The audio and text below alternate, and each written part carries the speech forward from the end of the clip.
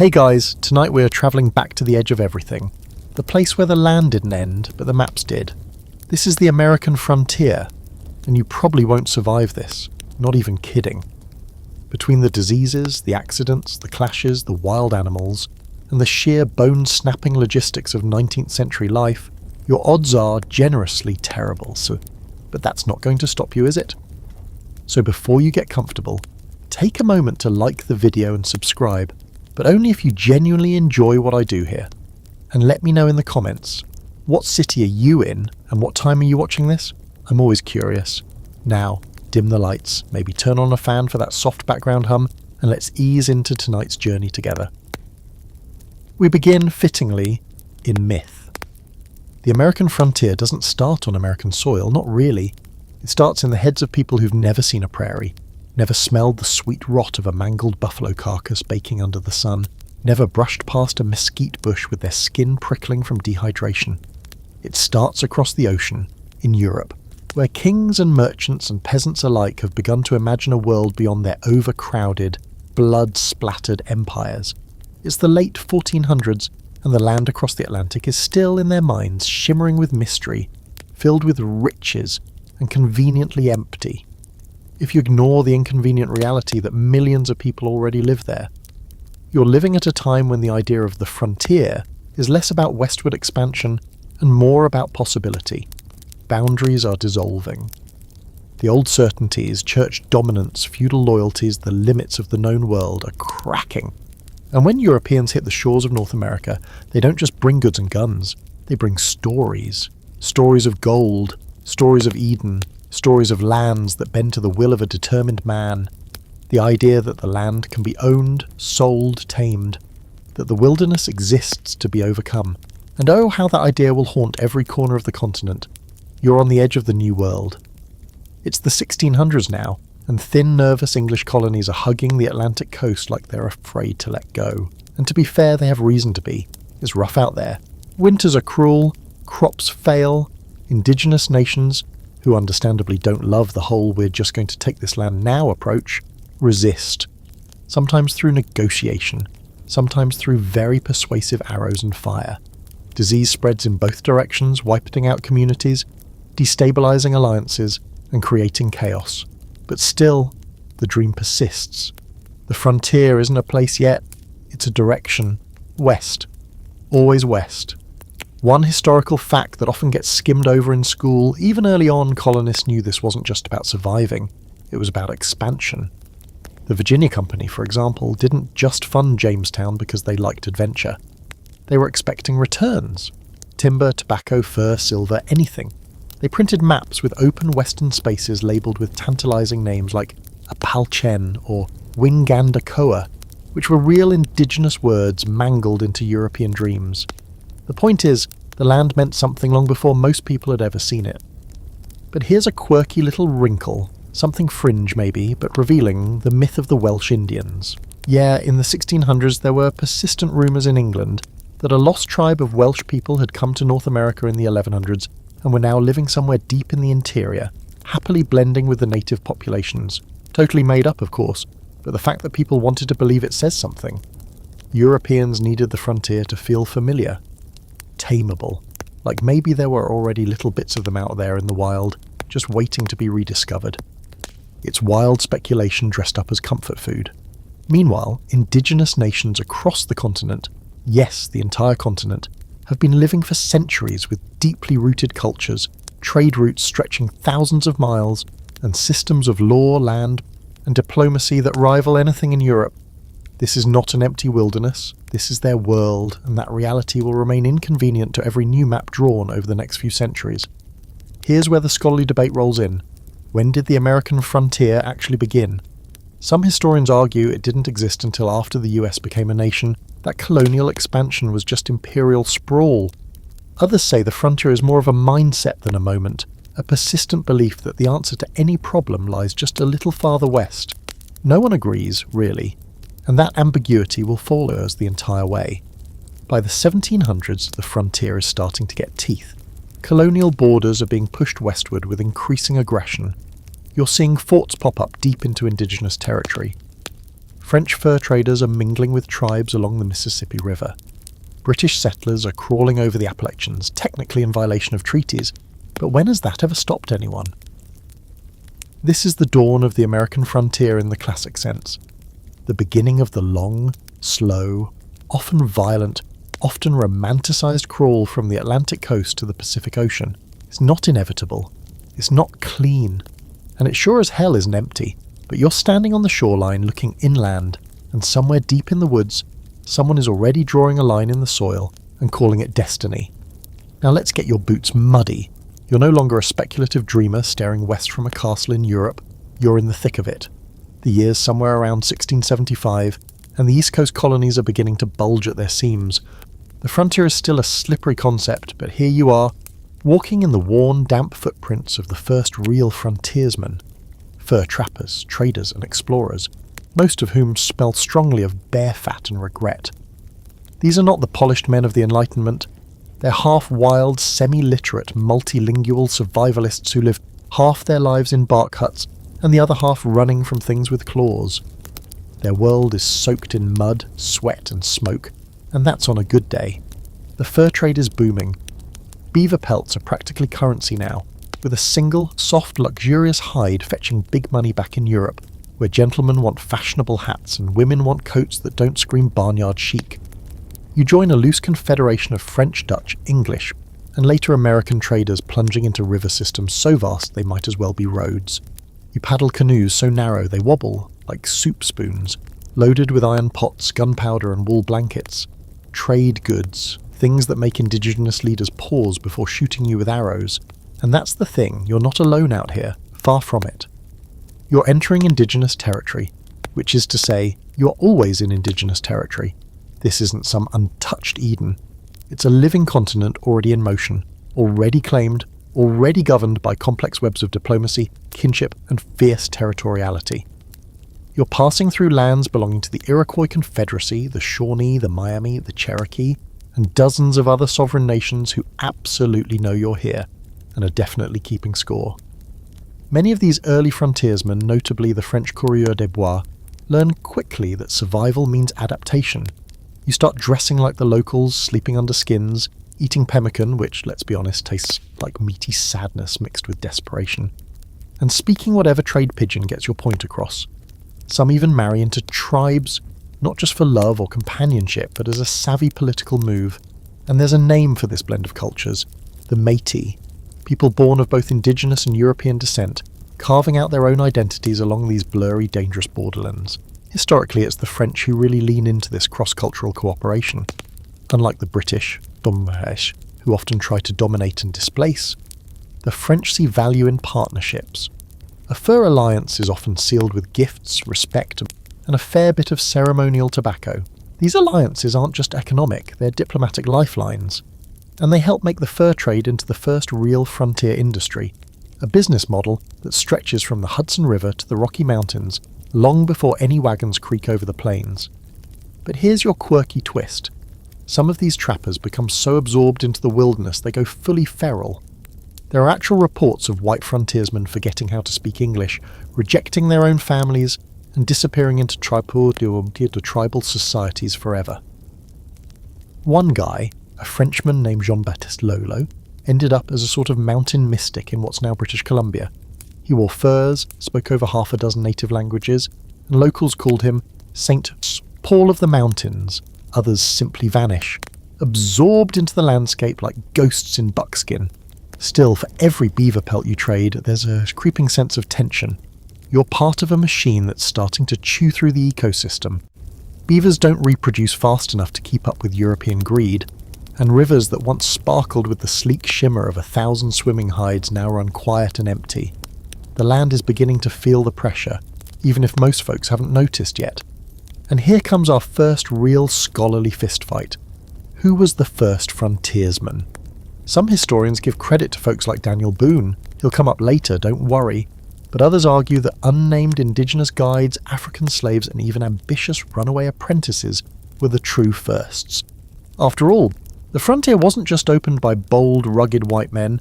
It was shaped by everyone they depended on, people who rarely made it into the paintings, the textbooks, or the cowboy ballads. So you're out here, possibly freezing, possibly boiling, living in a mosquito-infested marsh next to a fire that won't light. You've traded away everything you carried for a sack of damp pelts and a few promises from a trader who may or may not come back next season. There are wolves howling just beyond the tree line, and you're not sure if that was a war cry you heard echo off the cliffs or just the wind playing tricks again. But there's a moment, just before dawn, when the mist clings low to the ground and the trees stand tall and still like ancient cathedral columns. You sip cold water from a birch bark cup to a strip of salted meat, and you feel it, the frontier, not as a place but as a rhythm, a pulse, an ever-moving edge where rules fray and new worlds form in the space between maps. One last detail before you crawl back into your bearskin bedroll. The fur traders left more than just a trail of pelts behind them. They created the first rough networks of contact, exchange and conflict that would later evolve into forts, towns and eventually cities. Detroit started as a French fur trading post. St. Louis, same deal. These men, half wild and half civilized, carved their lives into the forests and rivers, and the scars they left behind still shape the country today. You're just one of thousands, scratching out a living at the edge of something vast and unknowable. And out there, just over the next ridge, are new people, new landscapes, and new kinds of trouble you haven't even imagined yet. Now the mist lifts, and you start to see what was always here. You've spent a few years thinking you were carving your way through uncharted wilderness, but no, you're the latecomer. This land doesn't need discovering. It's been mapped by footsteps for thousands of years, and tonight you step quietly into a world already humming with ancient rhythms, carefully arranged seasons, and a memory that reaches so far back it makes the United States look like a toddler in buckskin pajamas. You're now inside the real heart of the pre-colonial continent. Long before words like frontier or pioneer meant anything, this land was shaped by the people who knew it best. You pass through dense forests that have been managed by fire and ritual, not chaos. Grasslands burned strategically to encourage buffalo. Forests thinned with purpose. Rivers stocked, redirected, understood. This wasn't untouched nature. It was a carefully lived-in landscape. You find yourself amid trade routes that span thousands of miles. Yes, thousands.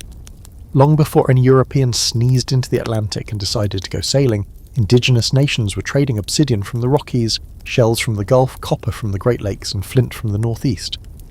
A person living near Cahokia, the sprawling Mississippian city near present-day St. Louis, could have access to materials from what would one day be Canada, Mexico, and everything in between. The idea that these were isolated tribes scratching out survival stories is one of the biggest myths in the whole Western genre. Cahokia itself, by the way. It's a city with earthen mounds taller than the pyramids of Egypt. At its peak around the 12th century, it had a population rivaling London. It had wooden palisades, temples, a massive plaza, and a grand pyramid known as Monk's Mound. You walk through its ghostly footprint now, wondering how it faded so thoroughly from public memory. Disease, climate shifts, intertribal shifts. Historians still debate the cause, but for a long time, this was a cultural and economic centre in a region most school children only learn about through Oregon Trail memes. This brings us to one of the most unsettling facts the textbooks tend to breeze past. The Americas were densely populated. Some estimates suggest 50 to 100 million people lived across the two continents before 1492. That number's still debated, and here's your scholarly split. But what's clear is this. European contact brought disease on a scale the world had never seen. Smallpox, measles, influenza, illnesses that had centuries to simmer in Europe, hitched a ride on boats and exploded across the land like wildfire.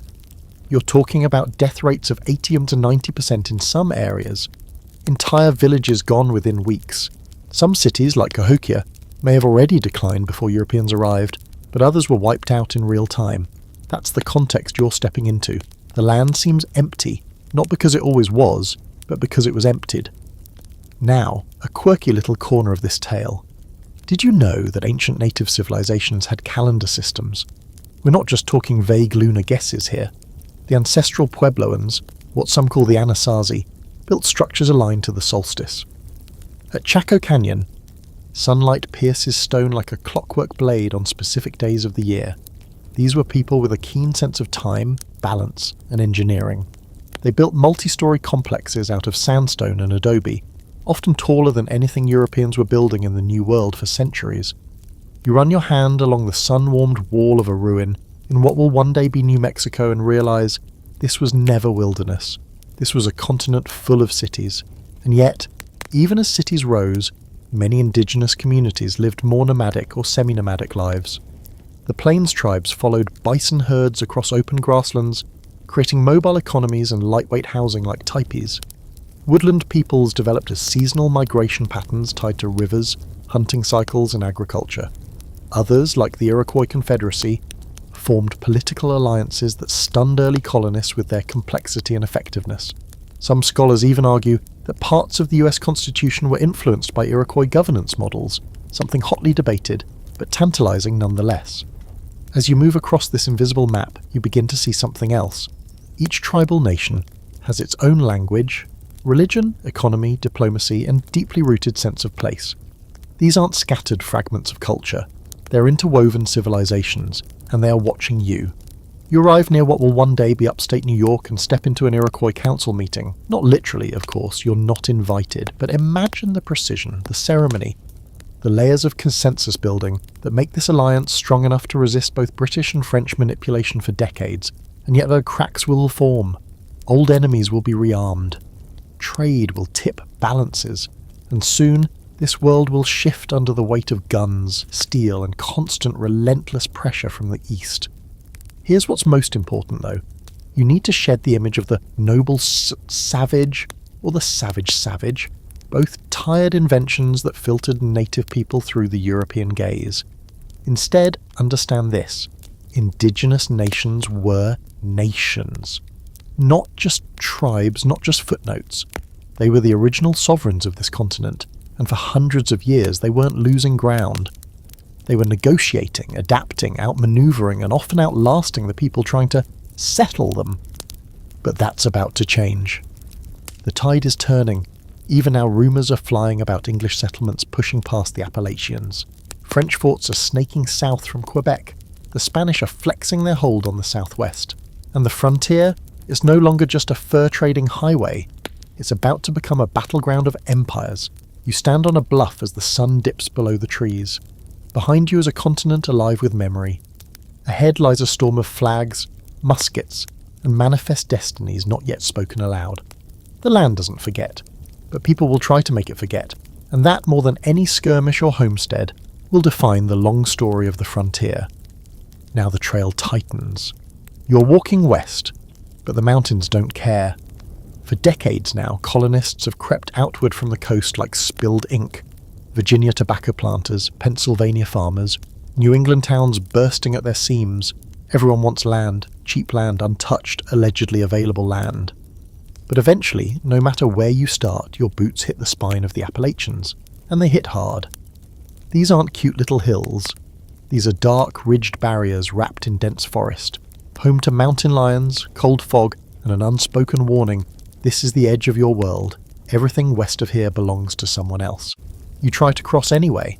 It's the early 1700s now, and the British colonies are no longer weak little coast huggers. They are building population, wealth, ambition. But geography has opinions. The Appalachian Mountains stretch from Alabama up to Canada, and they're more than just rock. They're a natural wall, a cultural boundary, and increasingly a political flashpoint. You stand in a narrow mountain pass, wind slicing through your coat, and you understand why this was once called the American Barrier. It's not just the physical challenge, it's the fact that the other side isn't empty, and never was. Beyond the mountains lies the Ohio River Valley, a lush, tangled stretch of land that pulses with opportunity. Rich soil, endless game, wide rivers for trading and transport. Everyone wants a piece.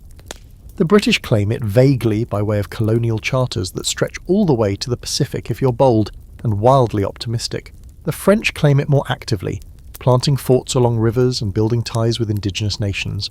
And the people already living there, Shawnee, Lenape, Mingo, Miami, and many others, well, they claim it by the simple fact of being there. Here's your historical moment. By the mid-18th century, these overlapping claims crash into each other in a series of small fights that eventually snowball into a massive war, the French and Indian War, known elsewhere as the 7 Years' War. You're caught in the middle of this brewing powder keg. Picture it. Small groups of British colonial militiamen, men like a very young George Washington, trying to push into the Ohio Valley, awkwardly negotiating and often misreading tribal politics, and then accidentally sparking international conflict. It's like trying to light a campfire and accidentally blowing up a gunpowder warehouse. One of the strangest events in this build-up is the so-called Jumonville affair in 1754, where young Washington and his men ambush a French patrol, and a native ally, Mingo leader Tanacharison, proceeds to execute a French officer with a hatchet to the skull. It's brutal, it's political, it's completely outside the plan, and it sets the stage for open war. You begin to see the pattern that will repeat itself across the entire frontier. Colonists push past a barrier, mountains, rivers, treaties, whatever. Conflict erupts. The crown or government steps in, usually too late. Indigenous alliances shift, sometimes in favour of colonists, sometimes against, and the line moves west again. But here's a quirky detail you might not expect. In the thick of this chaos, land speculators are already scheming. People like the Ohio Company, yes, it sounds like a front for a Bond villain, are buying up huge chunks of the contested land on paper, hoping to sell it off to settlers once it's cleared. One of the investors in this little real estate hustle, George Washington. That's right. The future first president of the United States has already dipped his boots into Western land speculation before the country is even a glimmer in his powdered wig. And yet, the British government, tired of funding frontier wars, tries to slam on the brakes. After winning the French and Indian War in 1763, they issue the Royal Proclamation, drawing a hard line along the crest of the Appalachians and declaring everything west of it off limits to colonial settlers. It's a peace offering to the indigenous nations who helped them win. It's also utterly unenforceable, because guess what? Settlers ignore it, surveyors ignore it, Washington ignores it. The land hunger doesn't stop for royal decrees. There's an open scholarly debate about the impact of this proclamation. Some argue it helped ignite the American Revolution, planting early seeds of rebellion by pitting colonial ambition against imperial restraint. Others say it was too little, too late. A speed bump, not a roadblock, but you, walking through the tangled underbrush of western Pennsylvania or Kentucky, don't care about legal debates. You just want land, and you're willing to steal it, fight for it, or die trying. And die many do. The frontier isn't just settlers versus natives. It's also settler versus settler, tribe versus tribe, and everyone versus nature. Imagine crossing the mountains with your family, wagons groaning under the weight of all your earthly belongings, and losing everything in a flash flood or bear attack or fever. You wouldn't even make the footnotes. Whole communities vanish, and the forest swallows their bones. Still, some survive. They carve out homesteads, dig cellars, plant corn in the shadows of hills, and slowly, painfully push the line westward. These are the people who get mythologized later, raccoon cap heroes, noble yeomen. But in reality, they're broke, hungry, and constantly at risk of being shot, scalped, or starved. They are stubborn, sometimes heroic, sometimes horrifying, and they are changing the land forever. You pause now at the top of a ridge, the wind tugging at your cloak. Behind you lies a world of treaties and kings, ahead something older, messier, and much more dangerous. The Appalachians didn't stop you, but they sure tried. And now that you're over them, you're not just a settler anymore, you're a trespasser. You feel it in the ground now, the tension. The footsteps that shouldn't be there. The air is thick with smoke that isn't coming from your campfire. This isn't just the frontier anymore. It's a powder keg, and someone just handed you a lit match. Welcome to the Ohio Valley Wars. It's the late 1700s, and the official maps still call this region Dispute. But on the ground, there's no confusion. The British, freshly victorious from the French and Indian War, are technically in control.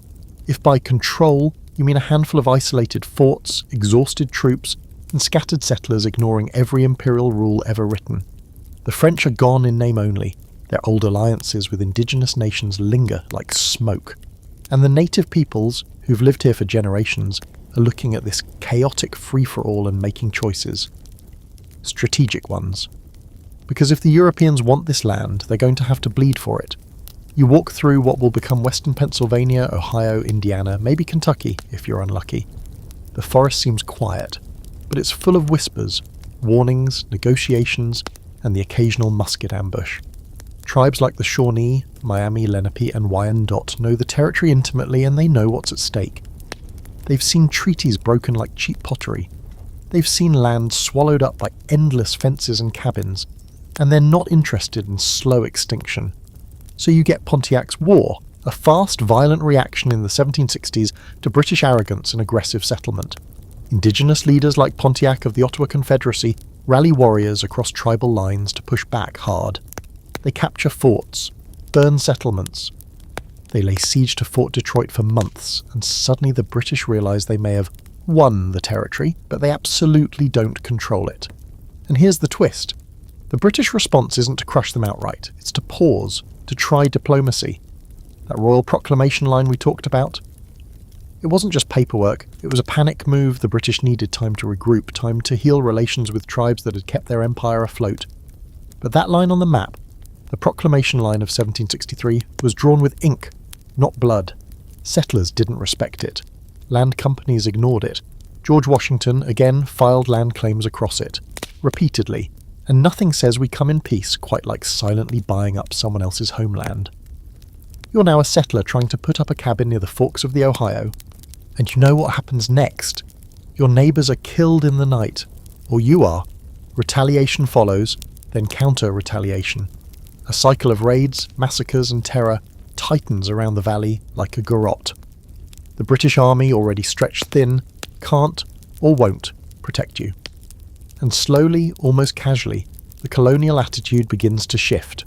If the Crown won't protect its people, maybe it's time for a new arrangement. One lesser-known episode during this period involves the murder of Cornstalk, a respected Shawnee leader who had tried repeatedly to keep peace with the colonists. In 1777, during the height of tensions, he visits an American fort to talk peace, only to be imprisoned and then murdered by enraged militiamen. No trial, no justification. Just rage and fear and the gnawing sense that war is coming and everyone's choosing sides. You might say that's the moment diplomacy dies in the Ohio Valley. And yes, this bleeds directly into the American Revolution. The frontier becomes a second war within the war, a shadow war of skirmishes, raids and personal vendettas. Some tribes side with the British, believing, correctly it turns out, that the colonists are the bigger threat to their lands. Others, like the Oneida, side with the rebels hoping for a better deal. Spoiler, no one gets a good deal. There's an open scholarly debate about how central the frontier was to the revolution. Some say it was a distraction, a brutal sideshow compared to the polished battlefields of Lexington and Yorktown. Others argue it was the true war, the real contest over who would control the future of the continent. Either way, it's impossible to ignore the blood-soaked reality. While grand speeches echoed in Philadelphia, entire native villages were burned to the ground by rebel militias. And just to make it all weirder, here's a quirky twist for your collection. During all this, a tiny faction of Americans tried to create an entirely new state out of this chaotic zone.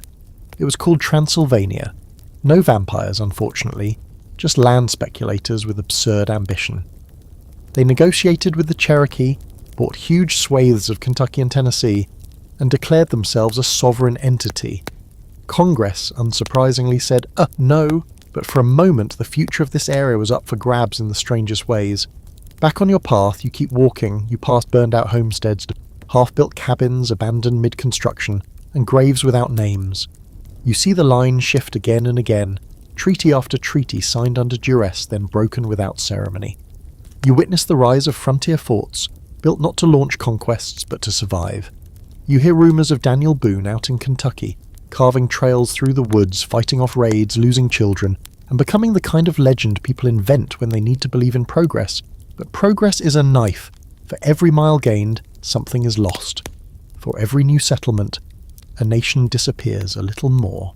The Ohio Valley is bleeding out, and you're standing in the flood. This isn't just land, it's the soul of the early republic being fought over in real time. The war for the frontier is far from over. But by now, you've figured out something important. The frontier isn't just a place, it's a wound that you wake up one morning and the world has doubled. No one asked you if it should. You didn't vote on it. You probably didn't even understand what just happened. But in 1803, the young, scrappy United States of America wrote a check for $50 million and bought a piece of land so big it barely fit on the maps of the time. You didn't just buy Louisiana, you bought the idea of endless frontier. The Louisiana Purchase wasn't just a land deal, it was a national hallucination dressed up as a real estate bargain. You stand at the edge of the Mississippi River and stare west. On paper, this is all yours now, all 2 million square kilometres of it. On paper. That's the funny thing, no one really knows what's out there. Not Thomas Jefferson, who authorised the purchase from Napoleon in a moment of geopolitical panic, not the French, who technically didn't control most of it anyway. And definitely not you, standing in your muddy boots, staring into a horizon thick with rumour. Here's the historical headline: Napoleon needed money, Jefferson needed territory, and suddenly the United States owned a stretch of land that reached from the Mississippi River to the Rocky Mountains. It doubled the size of the country overnight. No one even told the people who lived there. Why would they? Treaties are written in Paris and Washington, not in the villages along the Missouri River. And this deal, this absurd, arrogant piece of paperwork, is going to shape everything that follows. It's the spark that lights the next chapter of the frontier. It's also arguably the moment the US officially commits to being an empire, whether it calls itself one or not. Expansion becomes the national mood, land hunger becomes policy, and the people already living in that land, they just became a problem. The Louisiana Territory is a swirling mess of geography, politics, and myth. You're told it's full of rich farmland and friendly tribes. You're told it's lightly inhabited, ripe for civilization. You're told there might be woolly mammoths still roaming around out there. Seriously, Jefferson believed it. He even had books about it. No one really knew what was west of the Mississippi. For all practical purposes, it could have been Middle-earth. And that brings us to one of the most important and most absurd decisions in early US history: sending 2 guys to go check it out. Lewis and Clark are coming soon, but before we trail behind them, you need to understand why they were sent at all. Jefferson, as always, is playing chess 3 moves ahead. He's worried the Spanish will try to take the land back. He's worried about British fur traders slipping down from Canada. And he's definitely worried about whether this land can be tamed, cultivated, and taxed. So he authorises a scientific expedition, which sounds very nice and noble, except it's also a covert military scouting mission, because nothing says we respect your sovereignty like secretly mapping out your rivers and drawing battle plans. Meanwhile, the rest of the country is absolutely losing its mind over this new frontier. Land speculators swarm like mosquitoes. Newspapers print wild, unverified tales of mountain ranges made of salt, rivers flowing straight to China, and golden cities built by ancient peoples. It's a hype train without brakes, and you're aboard whether you like it or not. But let's not gloss over the bizarre irony of it all. The Louisiana Purchase was never really France's to sell. Most of the land had been under Spanish control for decades, and before that Indigenous control for millennia. But imperial real estate is a game of smoke and mirrors. Ownership is just paperwork and cannons. When Napoleon signed that deed, he was trading land he had never set foot on, handing over the fates of hundreds of thousands of people without so much as a nod in their direction. Now here's a quirky nugget for you. When the news of the purchase reached Washington, D.C., Congress wasn't exactly thrilled. Some called it unconstitutional. Jefferson himself, a strict constructionist, had to stretch his own principles to justify it. Others thought it was a waste of money, too remote, too wild. One senator famously said, "We have land enough." History would love to know how long he stayed employed. Scholars still wrestle with the consequences of this deal. Was it visionary, reckless, imperialist, all of the above? The Louisiana Purchase set off a chain reaction of expansion, violence, displacement, and ambition that still echoes today. Without it, there is no manifest destiny. No cowboy mythology, no Great Plains genocide, no railroad snaking west like veins. It was the original butterfly flapping its wings, causing storms for generations. You walk now through new territory, boots crunching over frostbitten grass, eyes scanning a landscape that feels alien. The rivers are wide, the sky endless. The silence interrupted only by wind and the distant cries of birds you don't recognize. Somewhere nearby, an Osage village continues its rhythm undisturbed, until suddenly it won't be. The US government will start drawing new boundaries soon, sending treaties, then soldiers. You've bought land, but now you'll need to take it, and no one's going to hand it over. But in this moment, the future is still foggy. You stand on the bank of the Missouri, imagining what lies beyond. Your map is blank. Your orders are vague. Your sense of adventure? Off the charts. You've just inherited half a continent, and no one really knows what to do with it. You squint toward the setting sun and realize something terrifying and thrilling all at once. You've just become a citizen of an empire in denial. You pack light because you have to. Powder, lead, ink, a compass, a few changes of socks. Also scientific instruments, dozens of notebooks, beads for trade, and barrels of whiskey. Because diplomacy is easier when everyone's a little tipsy. You're not just heading west, you're being launched into myth. Welcome to the expedition of Meriwether Lewis and William Clark. It's 1804. The Louisiana Purchase is still warm, and President Jefferson wants answers. What did he just buy? What's growing there, crawling there, swimming through its rivers and sleeping under its trees? Is there a northwest passage to the Pacific hidden somewhere in the folds of all that wilderness? And most importantly, can this place be mapped, measured and controlled? You, Lewis and Clark, and a crew of nearly 4 dozen men, the Corps of Discovery, start at Camp Dubois near St. Louis and follow the Missouri River northwest. The plan? Travel all the way to the Pacific Ocean, alive preferably. But Jefferson's not picky. If your bones come back with useful maps and a few botanical samples, that'll do. Your boats are ridiculous, massive, flat-bottomed, overloaded keelboats with high sails and shallow hulls that bump every submerged log and sandbar. The journey upriver is a nightmare of rowing, poling, dragging and swearing.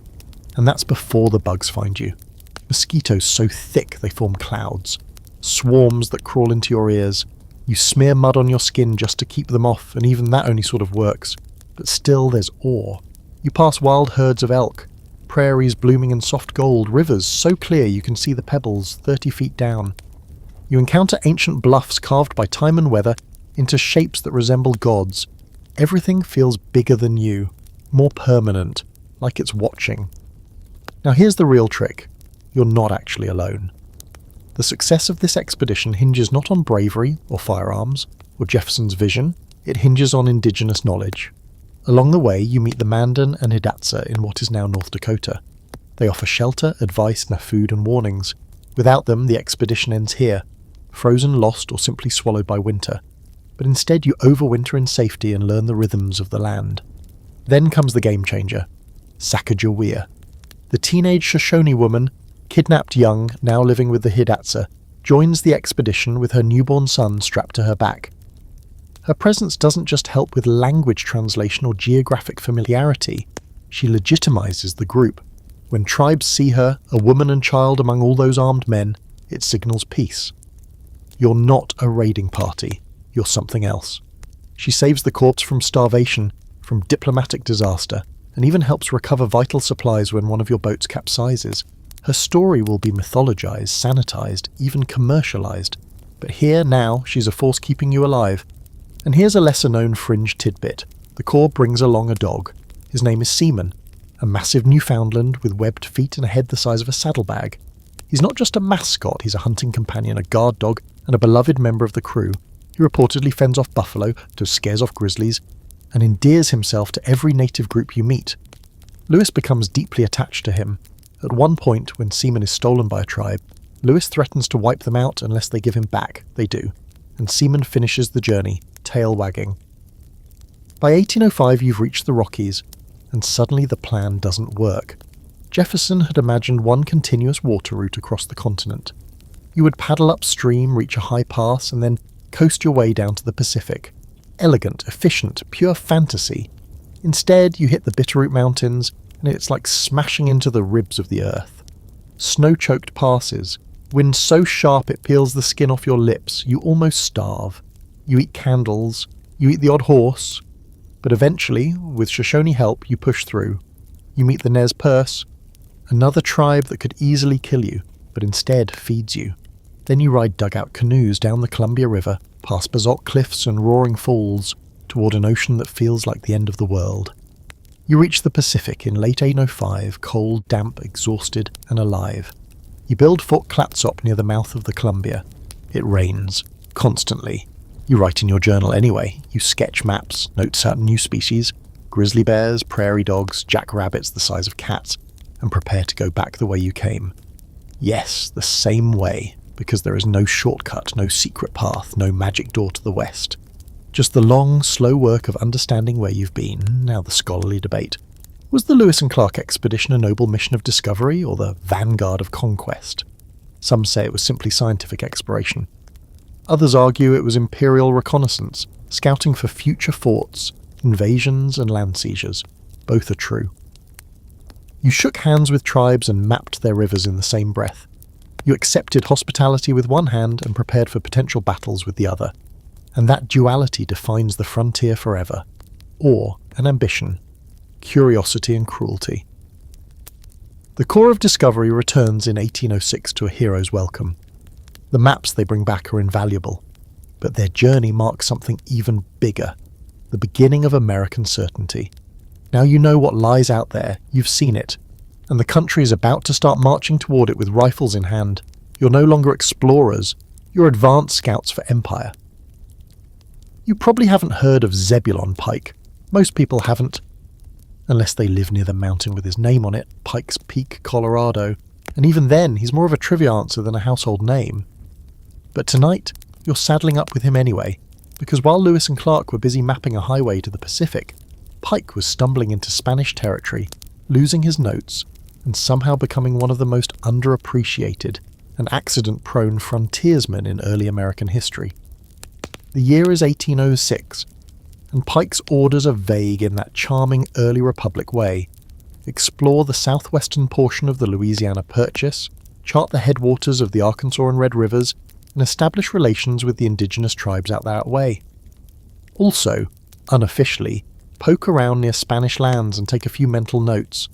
You know, just in case we ever want to accidentally expand that way later. Which we will. Pike is young, just 27, and ambitious, but he's no Lewis or Clark.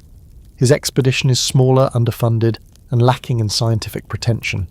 It's military scouting dressed up as exploration. You and about 23 men leave Fort Bellefontaine near St. Louis in midsummer, dragging boats up the Missouri's tributaries, dodging rattlesnakes and arguing over maps that are, generously speaking, guesswork. The trip starts rough and just gets weirder. Pike travels up the Mississippi before heading west across the Great Plains, land that looks flat and empty until it isn't.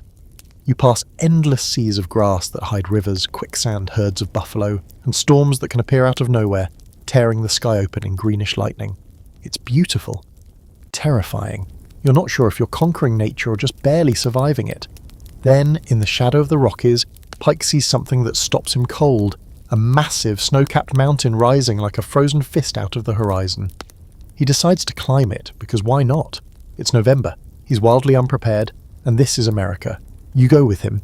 There are no trails, no climbing gear, and no plan beyond up. You freeze halfway, run out of food, and turn back. Pike never actually reaches the summit of the mountain that will bear his name. It's the most American moment imaginable.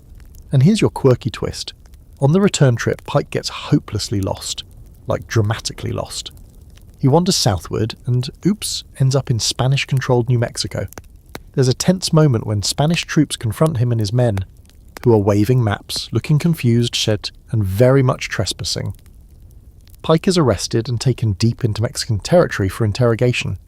Spain, understandably, is not thrilled about American explorers accidentally scouting its land. The Spanish, though, are curious. They treat Pike more like an odd guest than a prisoner. He's questioned, watched, and then, surprisingly, released.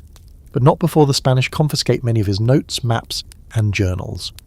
So when he finally makes it back to the US, he has to reconstruct much of his data from memory. It's like trying to redraw the Grand Canyon from a dream. And still, Pike publishes a report that's widely read and influential in its own chaotic way. Historians still argue about the true goals of Pike's expedition. Was it really just scientific exploration? Or was it proto-espionage, an effort to quietly assess Spanish strength in the southwest, gauge native alliances, and see how far the US might stretch its borders in the coming decades? Probably both. Pike was a soldier first, a cartographer second, and a diplomat very much last. What's interesting is that Pike's journey doesn't create the same iconic myth as Lewis and Clark's. There's no grand narrative of Pacific triumph, no friendly Sacagawea figure, no epic national arc.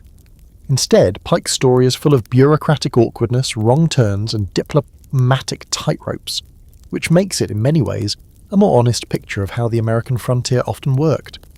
Ambition fueled by half-baked planning, luck, and a lot of people hoping nobody reads the fine print. You cross through southern Colorado now, under towering sandstone cliffs and wind-scoured mesas, And think about what Pike saw when he rode through here. He was among the first Americans to document these landscapes, though of course they weren't new. The land was already home to Puebloan peoples, Apache, Ute, and Comanche. Spanish missions dotted the edges. Trade routes spanned from Santa Fe to Chihuahua to the Gulf. But in American eyes, this was all a discovery. Here's something historians point out. Pike's observations would later shape US attitudes toward the Southwest. His descriptions of New Mexican villages, adobe houses, irrigation ditches, dusty plazas became part of the Anglo mythos of a land ripe for conquest. A place of lazy governance and passive indigenous culture. It's pure bias, of course. Spanish governance was just as complex and entrenched as anything in the East, but Pike helped paint the Southwest as a waiting room for American expansion. And you know what? That perception sticks. Within a few decades, the United States will come back with troops and flags, reshaping everything from Texas to California. But for now, in 1807, Pike rides home with a handful of half-rewritten notes, a few Spanish souvenirs, and a sense that the world is much bigger and much more contested than anyone back east realizes. You camp under the stars somewhere near the Red River, the fire crackling low, coyotes howling in the distance. Pike is already asleep, dreaming about maps and mountains he never quite reached. And you're starting to understand that the frontier isn't just an adventure. It's a lie you tell yourself about how empty a place needs to be before you feel entitled to it. By now you've heard a lot of noise about Zebulon, but in this moment, deep in the forested Ohio country, you hear something different. The voice of resistance. You're not alone out here, you never were. Every step westward has passed through someone's homeland, and now those someones are organising. Their names will be mispronounced, their motives twisted, their legacy flattened in the long steamroll of American expansion. But right now they are very real, very alive, and very ready to fight. At the centre of it all stands one man, Tecumseh. You walk into his world in the first years of the 1800s. It's a world crackling with tension, tribes pushed west by white encroachment, settlements mushrooming beyond treaty lines, and US agents offering bad deals with fake smiles. The Ohio Valley has become a pressure cooker, and Tecumseh, a Shawnee leader with charisma like wildfire, is done watching it boil. He doesn't just want to fight. He wants unity. He envisions a confederacy of native nations from the Great Lakes to the Gulf of Mexico. One voice, one resistance, not just reacting tribe by tribe, but standing together with the weight of numbers and history behind them. And this vision, it terrifies the United States. Tecumseh is magnetic, tall, eloquent, a warrior and a diplomat in equal measure. You hear him speak in council meetings lit by firelight, his voice steady, commanding. He says the land doesn't belong to any one tribe, and therefore no one has the right to sell it. The only way to stop them, he says, is to stand as one. He travels thousands of miles on foot and on horseback, from the Great Lakes to southern Alabama, trying to unite nations that have spent generations fighting each other. And people listen, but unity is hard. Some tribes have already signed treaties, others are wary of war, others still have been battered so hard they don't have the strength left to stand. Even Tecumseh's own people are divided. While he's away rallying the South, his brother, Tenskwatawa, also known as the Prophet, decides to act. And this is where the story twists. Tenskwatawa is a spiritual leader who preaches a return to native traditions. No alcohol, no European goods, no more deals with settlers. His visions, powerful, dramatic, laced with prophecy, draw a following. But he's not the strategist his brother is. In 1811, he leads an attack against US forces near Tippecanoe in what is now Indiana. The Americans, led by a young governor named William Henry Harrison, fight back fiercely. The Prophet's forces scatter. The village of Prophetstown is burned.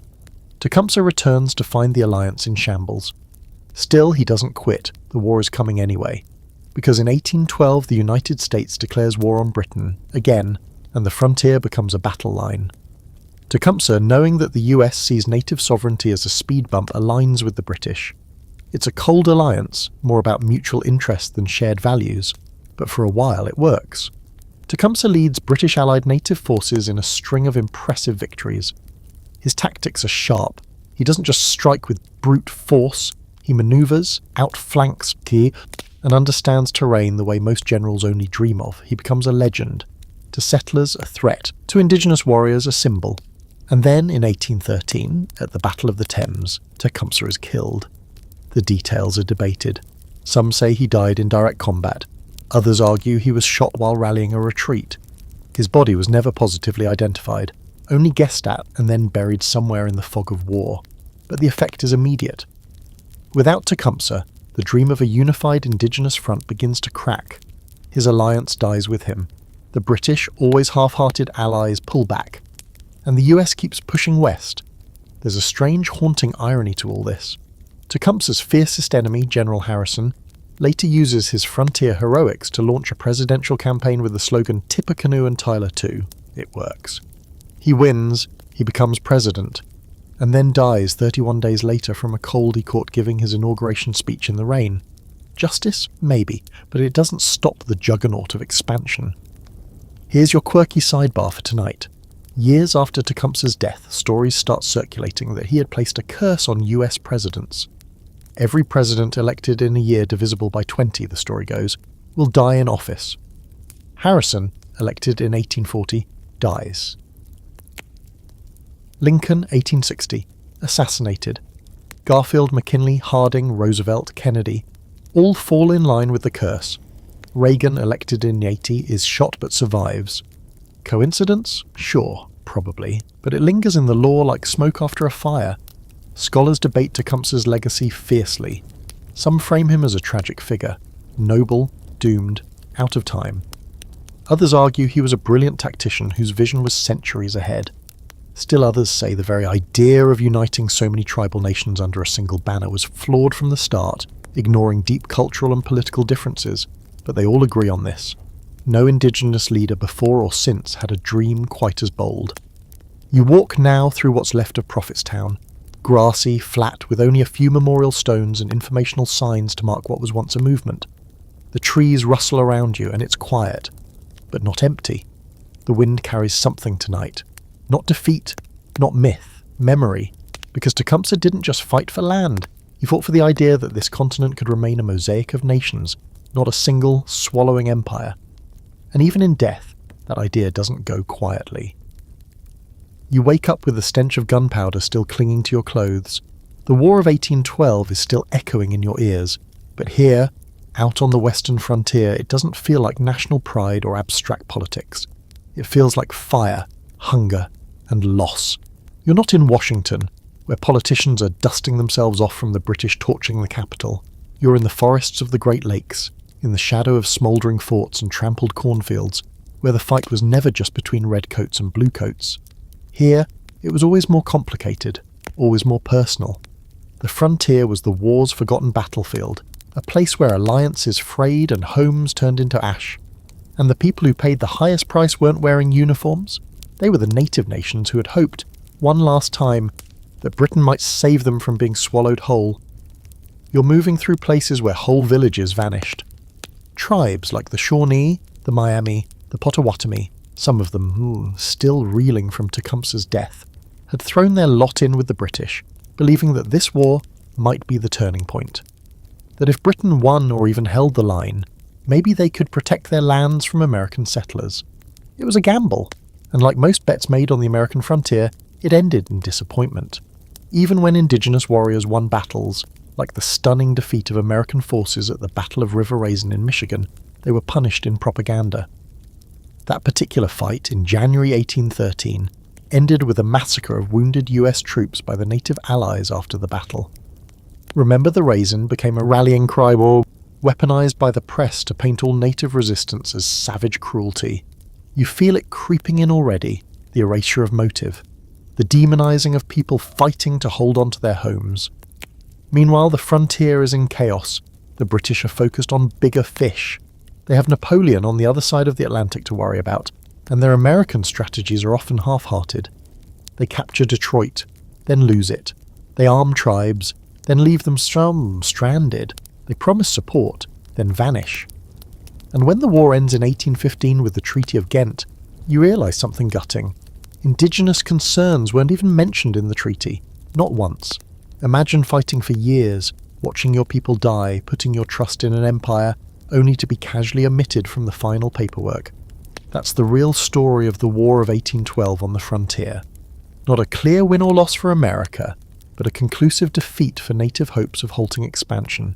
The US claims victory, Jackson becomes a national hero, and settlers push forward, eager to capitalize on what looks like an open road. Now here's your offbeat, rarely mentioned fact. A surprising number of war veterans who served in frontier conflicts received land bounties as part of their pay. Essentially, the government said, "Thanks for your service. Now go take this piece of someone else's ancestral homeland and turn it into a cornfield." So now you've got grizzled men trained in combat flooding into what will become Indiana, Illinois and Missouri with shovels, rifles and land patents. The frontier becomes a reward, a trophy, a settlement bonus. But no one ever tells you who paid the price, and that leads to the next problem, statehood. Because as the land fills with new settlers, the US starts slicing it into pieces. Indiana becomes a state in 1816, Mississippi in 1817, Illinois in 1818. Each new state means new laws, new towns, and more federal presence, and with each one, the old treaties die a little more. The lands promised to tribes forever in previous agreements suddenly look very temporary when the surveyors show up with ink-stained hands and an appetite for rectangles. You ride into one of these boom towns, maybe Vincennes or Kaskaskia, places that feel like they were assembled from spare wood and stubbornness. There's a saloon, a courthouse, and a general store selling overpriced flour. The streets are muddy, the roofs leak, and every third building is a church. Or there's a strange energy here, equal parts desperation and ambition. Everyone's trying to be the first something, first lawyer, first doctor, first person to die of dysentery in a brand new state. But something's missing. You notice it when you look out across the plains that used to hold Shawnee villages. When you see mounds, those ancient earthen ceremonial hills, flattened for farmland. When you realise that the towns have main streets named after the generals who drove out the people who once lived here. You're not building something new, you're building on top of something old, and most people around you would rather forget that. Here's where the scholarly disagreement gets heated. Some historians argue that the War of 1812 marks the true closing of native military resistance east of the Mississippi. Others say that resistance never really ends. It just shifts, re-emerges, evolves. Both are true in different ways, but there's no denying that after 1815, the US government stops pretending that native sovereignty matters in the eastern states. The frontier is no longer a shared space. It's a prize, and if the land is the trophy, then force becomes the policy. You see it in the eyes of militia captains, now turned sheriffs, in the advertisements for land auctions, in the quiet, resigned departure of tribal groups ordered to move again to new permanent homes just a little farther west, always temporary booms. You stand at the edge of a small homestead now, looking at a crude log fence that cuts across a meadow that once held a centuries-old hunting trail. You realise no one here remembers the names of the people who walked it first. They just call it virgin land, as if it hadn't bled. The war is over, the maps are changing, and the frontier? It's no longer a negotiation, it's an engine. You can smell Texas before you cross into it. Dust, cattle, mesquite smoke, and something else. Tension. It crackles under your boots like dry grass waiting for a spark.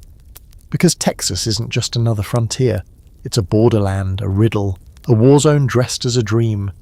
And as you step into it somewhere in the early 1820s, you realise this place is already on fire, even if no one's lighting the matches yet. Technically, it's Mexican territory now. Spain lost its grip in 1821, and the new Mexican Republic inherited everything from California to Yucatan. But ownership in the borderlands is always more theory than practice. Most of Texas is a no man's land, a vast dry expanse patrolled by Comanche war parties, Tejano ranchers, and scattered Mexican military outposts that don't exactly scream confidence. Into this power vacuum walks the United States, not with an army, but with an offer. Settlers. Hard-working, God-fearing, gun-owning American settlers. Enter Stephen F. Austin, the so-called father of Texas. He's not looking for a fight, yet. He's looking to fulfill a land grant originally given to his father by Spanish officials. Now, with Mexican permission, he leads hundreds of American families, known as the Old 300, into southeastern Texas to start new lives. These settlers swear loyalty to Mexico, promise to obey Mexican laws, convert to Catholicism, on paper anyway. But we both know how that goes. The settlers pour in not just from the US, but from southern states. They bring their tools, their crops, and, crucially, their enslaved labourers. Slavery is illegal in Mexico, but in Texas, enforcement is patchy at best. Settlers call it indentured servitude or contract labour, and go on with business as usual. You ride past the cotton fields worked by black slaves guarded by white men who call themselves pioneers. It's not just a land grab. It's the expansion of the southern slave economy, dressed up in coonskin caps. Now, while Austin tries to keep things peaceful, other Americans aren't so patient. Many settlers ignore the legal process entirely. They cross the border illegally, squat on land, and expect US protections. Mexico grows alarmed. By the mid-1830s, tensions are boiling. The Mexican government, struggling with instability, revolts, and its own identity crisis, tries to crack down. They increase military presence in Texas, end immigration, try to enforce the abolition of slavery. You can imagine how that goes over with the Anglo settlers. So when General Antonio Lopez de Santa Anna comes to power and starts centralizing authority, Texans don't just resist, they revolt. You're now standing in Gonzales in 1835, watching the first shots of the Texas Revolution ring out over a cannon the locals were supposed to return to the Mexican army. Instead, they put up a flag that reads, "Come and take it." Subtle, elegant, Texas in a nutshell. From there it spirals fast. You know what's coming, the Alamo, but you might not know how weird and messy it all was. The Alamo wasn't some grand fortress. It was an old Spanish mission turned makeshift fort defended by a few hundred Texan rebels, including famous names like Davy Crockett and James Bowie. Santa Anna's forces, several thousand strong, surround the compound in February 1836. 13 days of siege, then an assault. Every Texan inside is killed. Every single one. It becomes instant myth. Remember the Alamo spreads like wildfire. Within weeks, Sam Houston, former governor of Tennessee turned rough-edged frontier general, rallies a force of volunteers.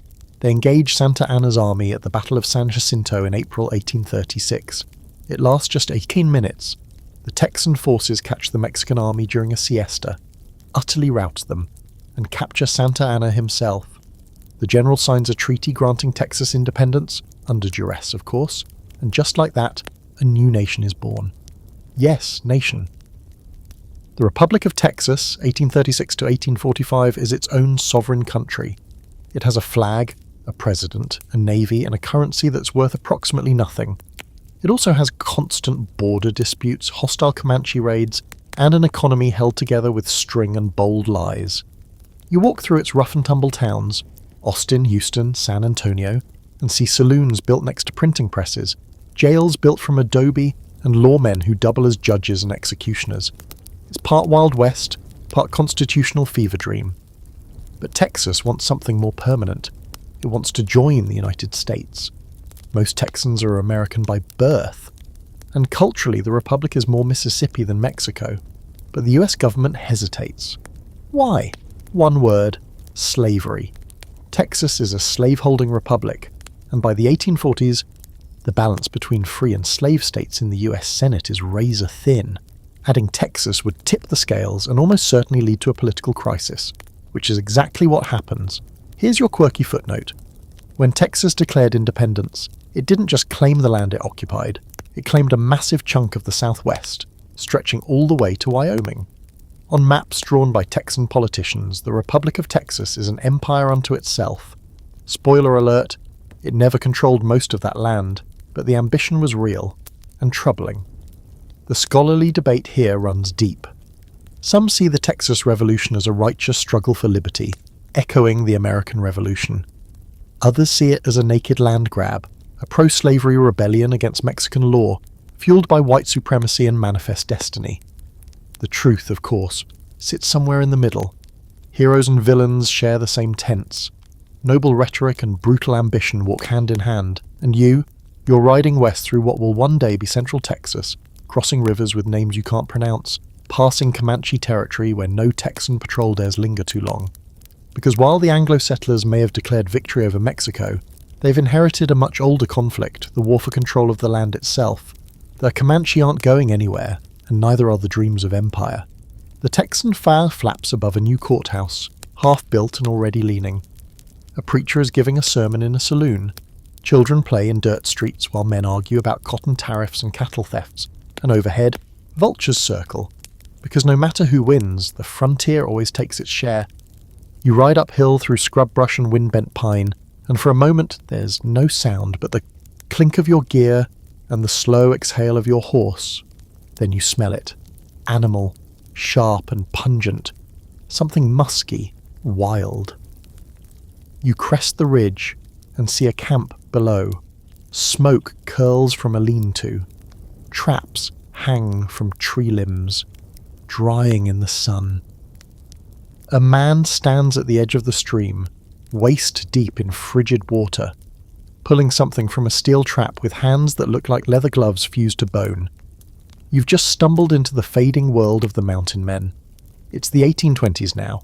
The fur trade is at its frothy peak. And scattered across the Rocky Mountains and their foothills are the loners, gamblers, and sometimes fugitives who make their living in this brutal, brilliant, and dying economy. They go by names like Bridger, Fitzpatrick, Carson, Glass, men who become legends, partly because they lived wild and partly because no one could confirm their stories. You don't become a folk hero by being modest. You join one of their camps for the night, and right away it's clear, this is not a place for comfort. Everything is worn to the edge of disintegration. Clothes are stitched with sinew and patched beyond recognition. Meat is smoked to the point of being indistinguishable from bark. Every item has a stree and a scar. And these men, tough as saddle leather, fluent in profanity, and often in multiple indigenous languages, live day to day on a knife's edge. The money's in beaver pelts, soft gold to the hat makers of London and Paris. Trappers spend months high in the mountains setting traps along icy creeks, alone for weeks at a time. Then they drag hundreds of pounds of pelts back to trading posts or rendezvous, those legendary once-a-year festivals of capitalism and chaos where trappers, traders, native allies and opportunists gather to swap goods, brawl and drink enough whiskey to paralyze a buffalo. At one of these rendezvous, maybe in Wyoming's Green River Valley or Pierre's Hole in Idaho, you get the full sensory overload. Shouting in French, English and Crow, tents strung with bright calico and gunpowder kegs, fry bread sizzling over fires, horses neighing, and a man named Pegleg Smith loudly betting he can drink half a bottle of castor oil without throwing up. He can't, but you don't forget the attempt. Here's your quirky, hard-to-believe fact. Some mountain men became so integrated into indigenous communities they essentially switched teams. They married native women, adopted tribal dress and customs, and served as cultural intermediaries between worlds that barely understood each other. Jim Beckworth, for example, a freed African-American trapper and adventurer, was adopted into the Crow Nation and became a chief, though scholars still debate how much of his autobiography is fact and how much is creative editing. And the truth is, these men wouldn't survive without indigenous knowledge. The land is too unforgiving. Native guides teach them where to find water, which routes won't kill you, how to read the clouds for snow, and how to stay alive when your horse breaks a leg 50 miles from anywhere. The relationship isn't always peaceful. Raids, thefts, and murders go both ways, but it's deeply intertwined. This is a story of rough coexistence, not clean lines. But while you watch the firelight flicker on a pile of stretched pelts, you start to hear the rumours. Beavers going out of style, fashion changes. The European appetite for beaver felt hats begins to fade in the 1830s. Silk takes its place, and just like that, a whole economy collapses. The men who've spent years surviving on boiled squirrel and whiskey for the promise of payday find themselves with stacks of unsellable pelts and no backup plan. Some drift into other trades, scouting for the army, leading wagon trains, hunting buffalo for the railroads. Others fade into the mountains, into myth, into oblivion. But before they disappear, the mountain men leave behind something more than just spent traps and empty whiskey barrels. Maps. Not formal ones maybe, but mental maps. Detailed knowledge of revier systems, safe passes, and friendly tribes.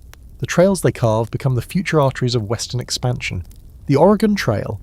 Portions of it were scouted by mountain men long before missionaries and families made the trip. The California Trail, the Mormon Trail, the Santa Fe Trail, they all borrow routes discovered, shared, and sometimes stolen by men who had nothing but instinct and experience to guide them. Here's where the historians start debating. Were the mountain men just brave adventurers, or were they the soft scouts of empire, unwitting tools that made it easier for the US to invade, settle, and displace entire nations? The line is blurred. These men weren't soldiers, most didn't care about politics, but the trails they opened brought settlers. Settlers brought the army, and the army brought flags. You pack your gear at dawn. One of the older trappers offers you a piece of jerked elk, so dry it sucks the spit from your mouth. You chew it anyway and stare out at the mountains. They look peaceful, but you know better. This wilderness, this so-called untouched land, is already changing. The silence is an illusion. You can hear the echo of wagon wheels, of rail lines yet to be laid, of treaties being written in ink and blood. And somewhere behind you, east of the divide, a banker in Boston is already calculating how much timber he can extract from that pristine valley you slept in last night. The frontier isn't a place, it's a process. And the mountain men? They were the first chisel against the stone. As you ride away from the last trapline, wind tugging at your coat, the pine sap smell trailing behind you here. You wonder what stories these men told themselves to sleep at night. That they were free, that they were forgotten, that the mountains would never change. They were wrong. Your wagon creaks like it's already regretting this journey. The wheels protest every bump, the oxen grunt against their harnesses, and you haven't even left Missouri yet. The year is 1843, and you're part of the first wave of what will become one of the most iconic and overhyped migrations in American history, the Oregon Trail. This isn't a romantic adventure, though someone will later try to turn it into a board game involving dysentery and pixelated Orwell. Right now it's just hard. You're crammed into a narrow wooden box on wheels with all your possessions, and none of them are especially helpful when a thunderstorm hits. Your covered wagon leaks. Your boots don't fit right, and every family you pass either smells terrible or looks like they're 5 minutes away from giving up, but you keep going. Because the dream of Oregon, whatever you think that is brighter than the risks. You've heard tales, lush valleys, fertile farmland, rivers that run with fish, trees taller than churches. It's the promised land, according to every pushy newspaper editor and land agent from St. Louis to Cincinnati. The US government hasn't officially claimed the region yet. It's still being jointly occupied with Britain. But that doesn't stop anyone from assuming it'll all shake out in America's favour. That's what Manifest Destiny is for. Claim now, apologise never. So you join what becomes known as the Great Migration. Nearly 1,000 people, families, preachers, single men with suspicious pasts, all load up and head west in long wagon trains snaking across the prairies. There's no road, no trail signs, just ruts, camp rumours, and the assumption that if someone survived the last crossing, you might too. The first few 100 miles are deceptively easy. Green grass, water, game. But then come the Platte River bluffs, the arid plains, the alkali dust that gets into your teeth and lungs and makes your livestock stumble and die. You cross rivers that look harmless until they rise overnight and drown your wagons. You climb hills that weren't on your map. You start burying people, babies from cholera, old men from exhaustion, mothers from fever. You start counting graves. You are promised Eden. You get elbow deep in mud and death. But something pushes you on. Maybe it's stubbornness. Maybe it's hunger. Maybe it's the knowledge that turning back would mean you failed at the one thing you staked your entire life on, starting over. You hit Fort Laramie in what's now Wyoming, and the mood shifts. There's news from ahead, bad trails, stolen cattle, talk of snow in the mountains. You hear about the Sioux and Cheyenne, who watch your wagons with arms folded and horses ready. Some trade, some threaten, some just watch, and that silence can be worse. Here's a quirky detail. Almost no one walks the Oregon Trail riding in their wagon. It's too uncomfortable, too slow, too dangerous when things tip. Most people walk over 2,000 miles on foot. If you make it the whole way, you've probably worn out 6 pairs of shoes, broken a rib or two, and eaten more boiled flour paste than any human should. And yes, dysentery is very real, along with typhoid, cholera, scurvy, and the occasional surprise death by axle. The Oregon Trail isn't a straight path, it's a slow-motion survival test with prairie dogs watching you poop behind a bush. As you get farther west, the air gets thinner. You crest the Rockies, praying your animals survive, and start the long descent into the Snake River Plain. is volcanic, dusty, deceptively dry. Boise is just a lonely trading post with a few half-melted candles and stale tobacco. The Columbia River looks promising until you realise it's nearly impassable and icy enough to drown you and your whole wagon team. Eventually you reach the Willamette Valley. Green, mild, full of trees and soft rain. It's not paradise, but it's not Kansas either. You throw up a cabin, you plant potatoes. You stare at your surviving ox, now one-eyed and liffering, and thank him like a war buddy. You made it. But the trail doesn't stop here. Others are coming behind you. More wagons, more graves, more broken wheels and broken promises. By the 1850s, tens of thousands are flooding west.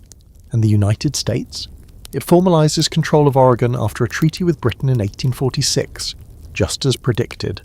The frontier moves again, and with it, the political gears begin to grind. Here's your scholarly debate.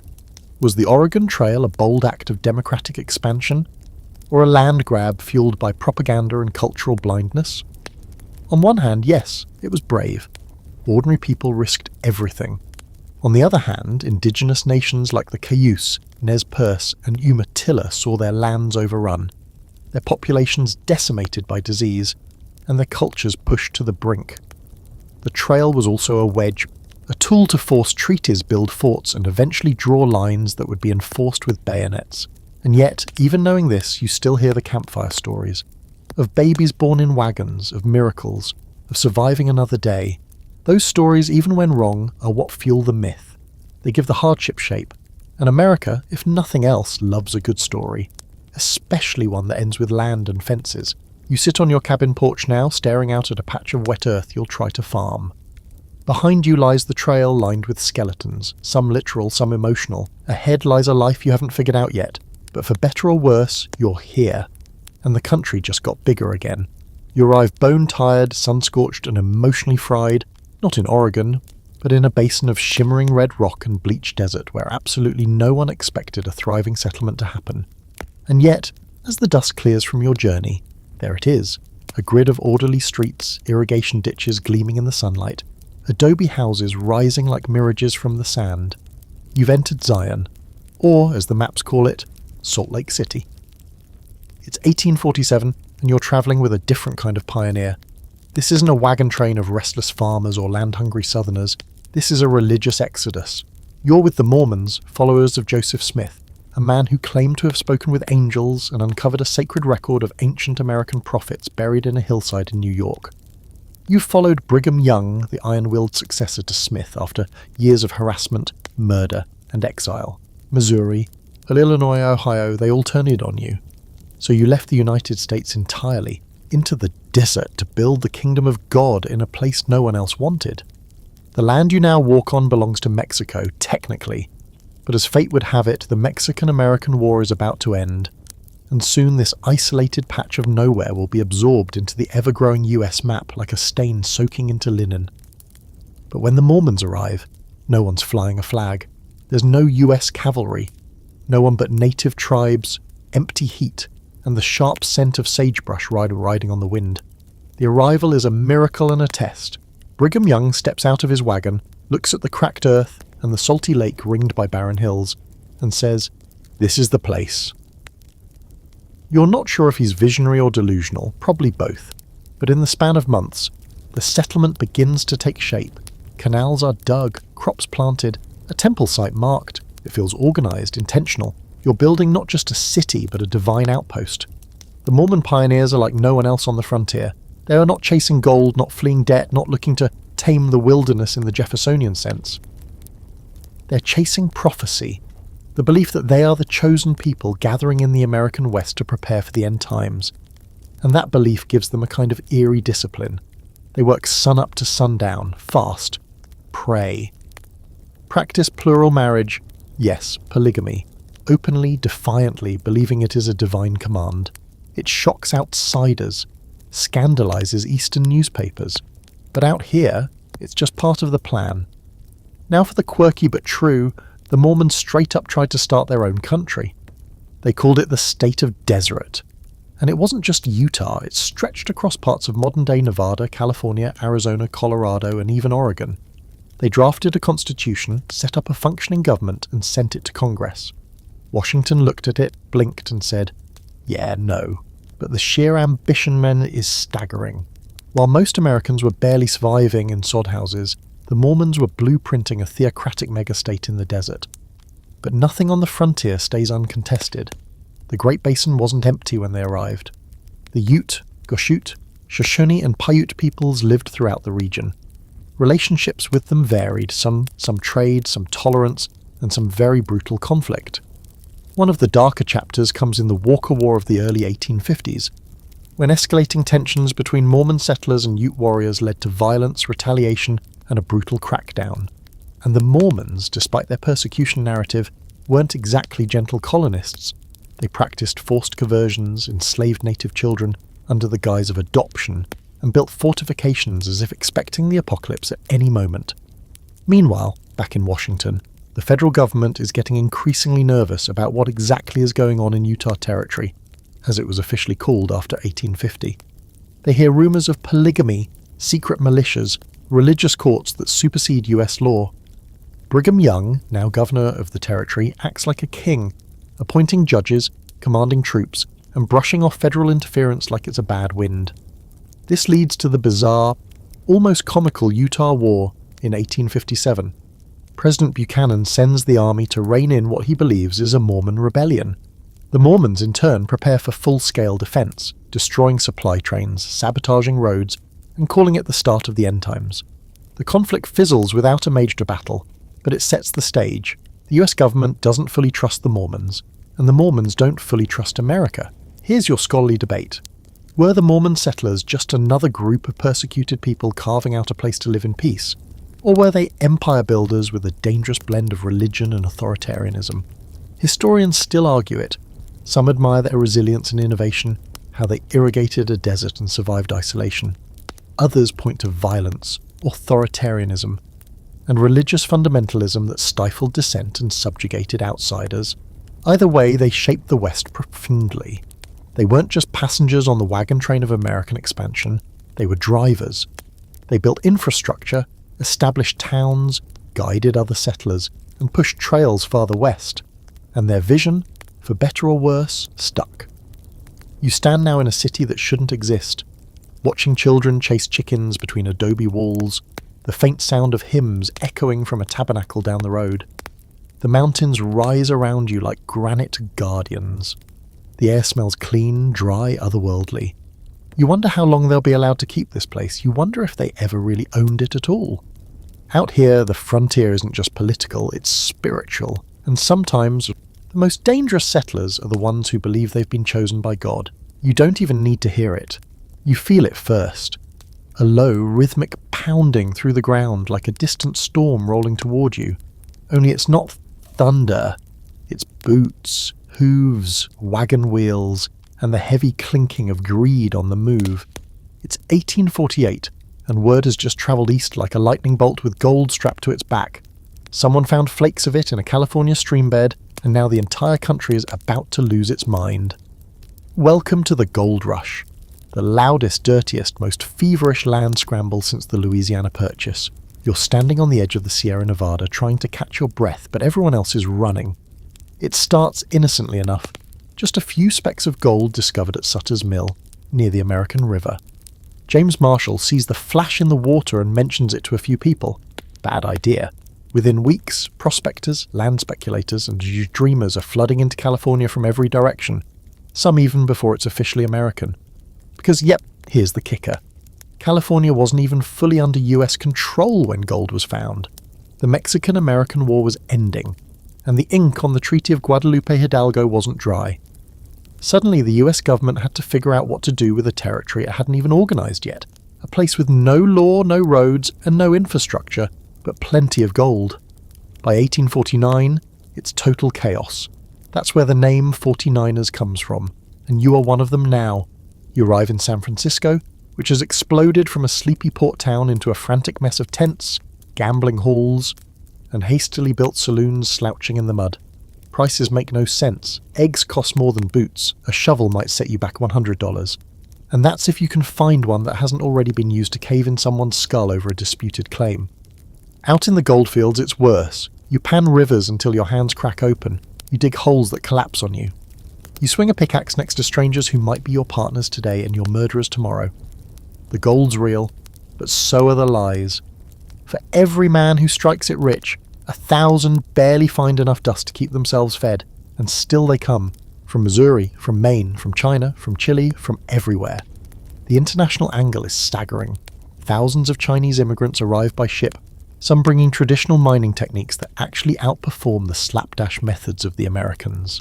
Mexicans come north, many of whom had been mining experts long before California became part of the US.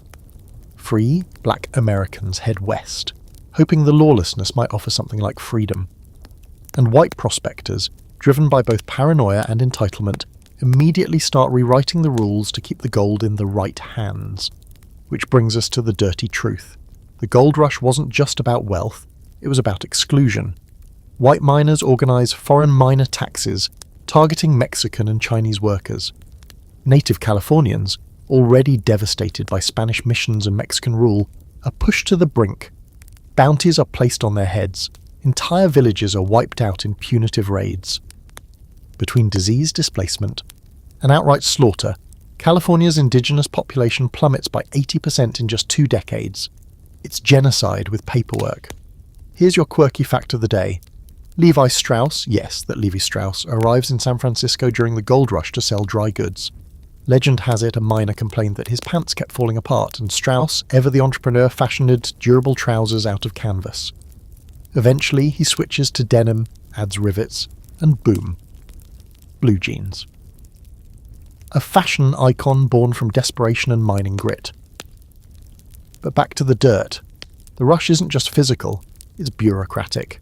California becomes a state in 1850 without even going through the usual territorial grooming process. The government rushes it in to try to keep some kind of control over the lawless madness. And because the South is nervous about all those free-minded northerners flooding west, it enters as a free state, escalating the already smouldering tension between North and South. Now here's a scholarly debate that never dies. Did the gold rush accelerate the Civil War? Many say yes. California's sudden population boom disrupted the delicate political balance.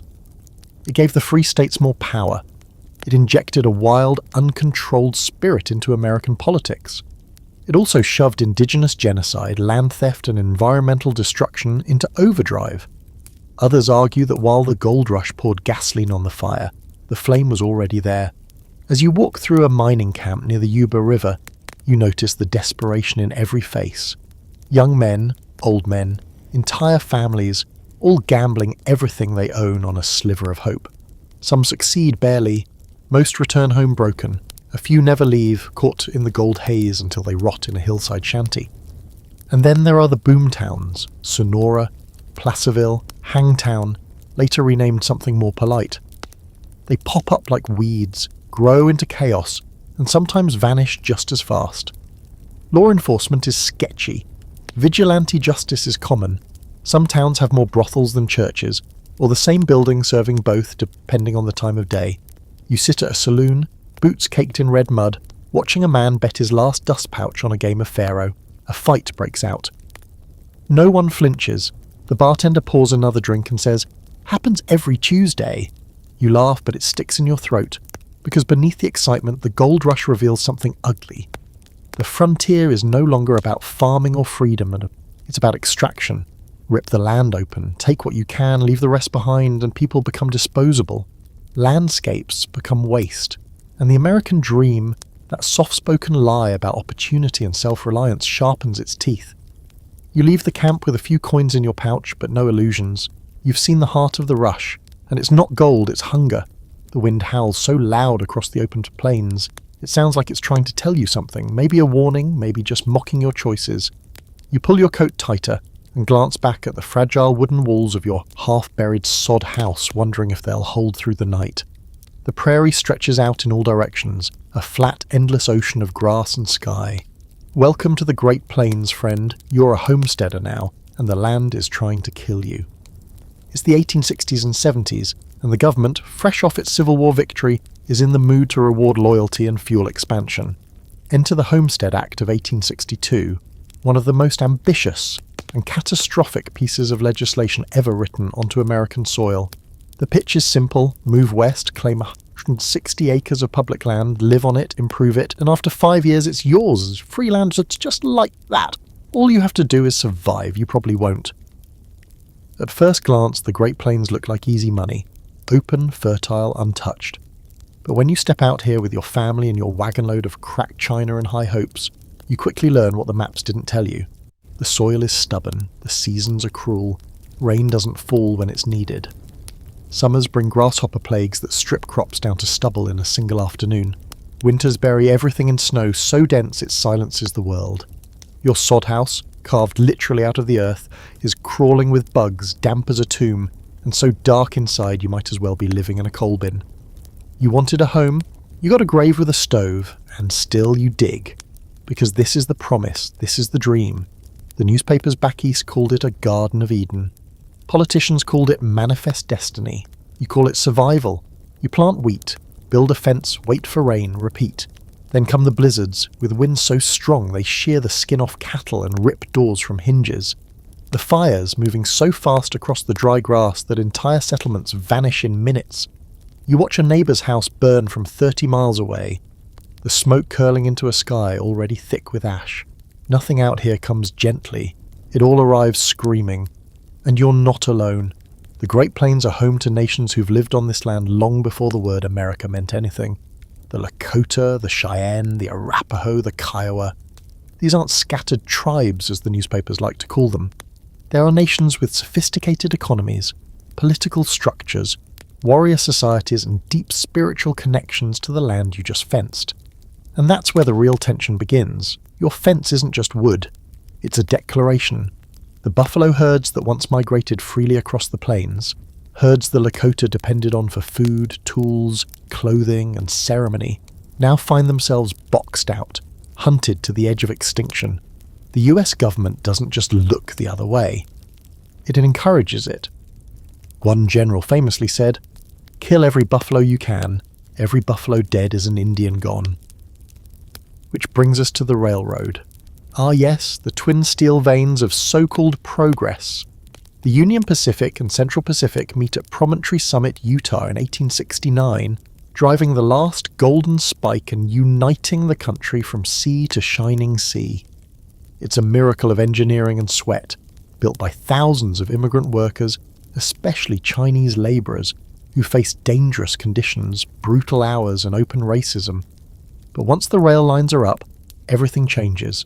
Cattle, timber, wheat, and you, all flowing west, all faster now.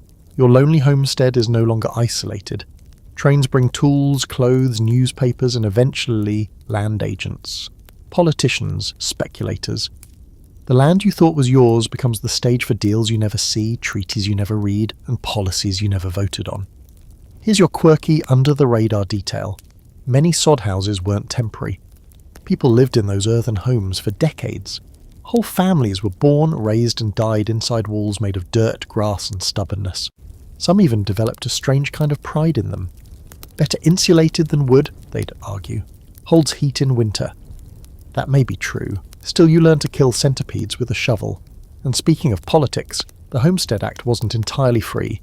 Yes, 160 acres were technically no cost, but only if you met the conditions, 5 years of improvement, which meant actual farming, building, and staying alive.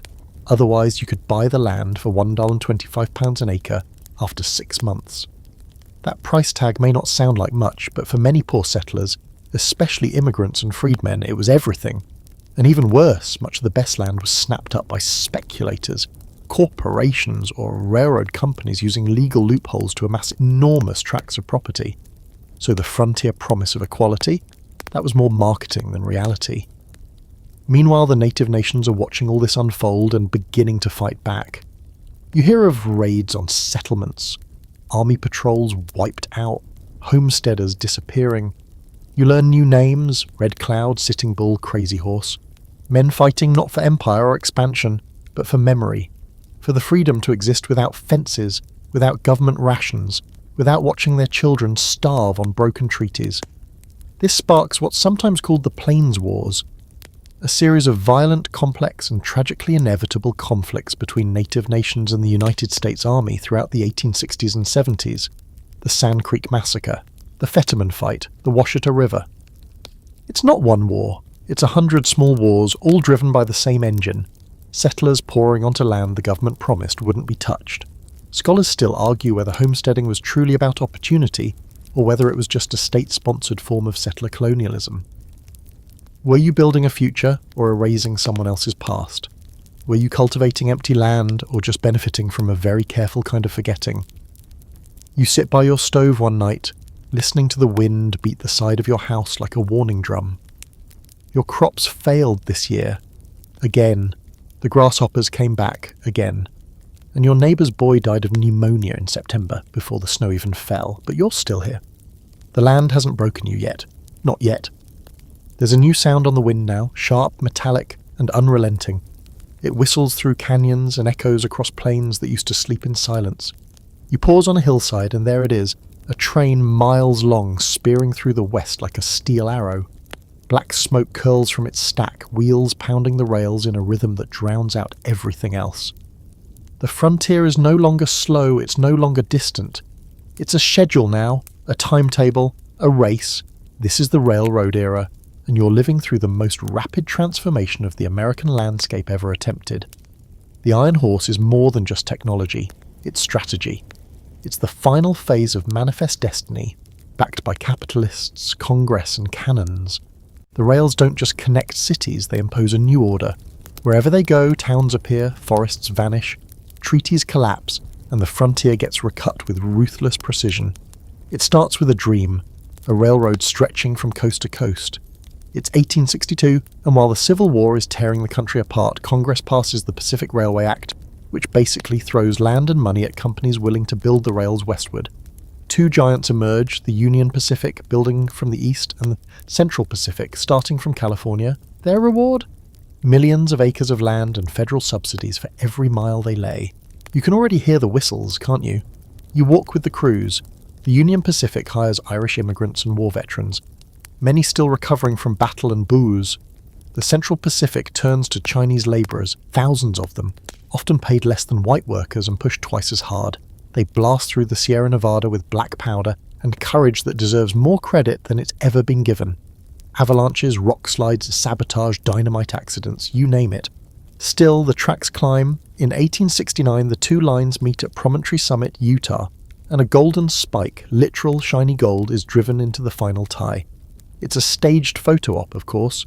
Bigwigs with top hats pose for the camera, while the actual workers stand just outside the frame, exhausted, underpaid, and mostly forgotten, but the message is clear. The coasts are connected. The continent is tamed, or so they think, because the railroads aren't just transportation. They're invasion routes. For the Great Plains, the Rockies, and the Southwest, the railroad is the sharp edge of empire.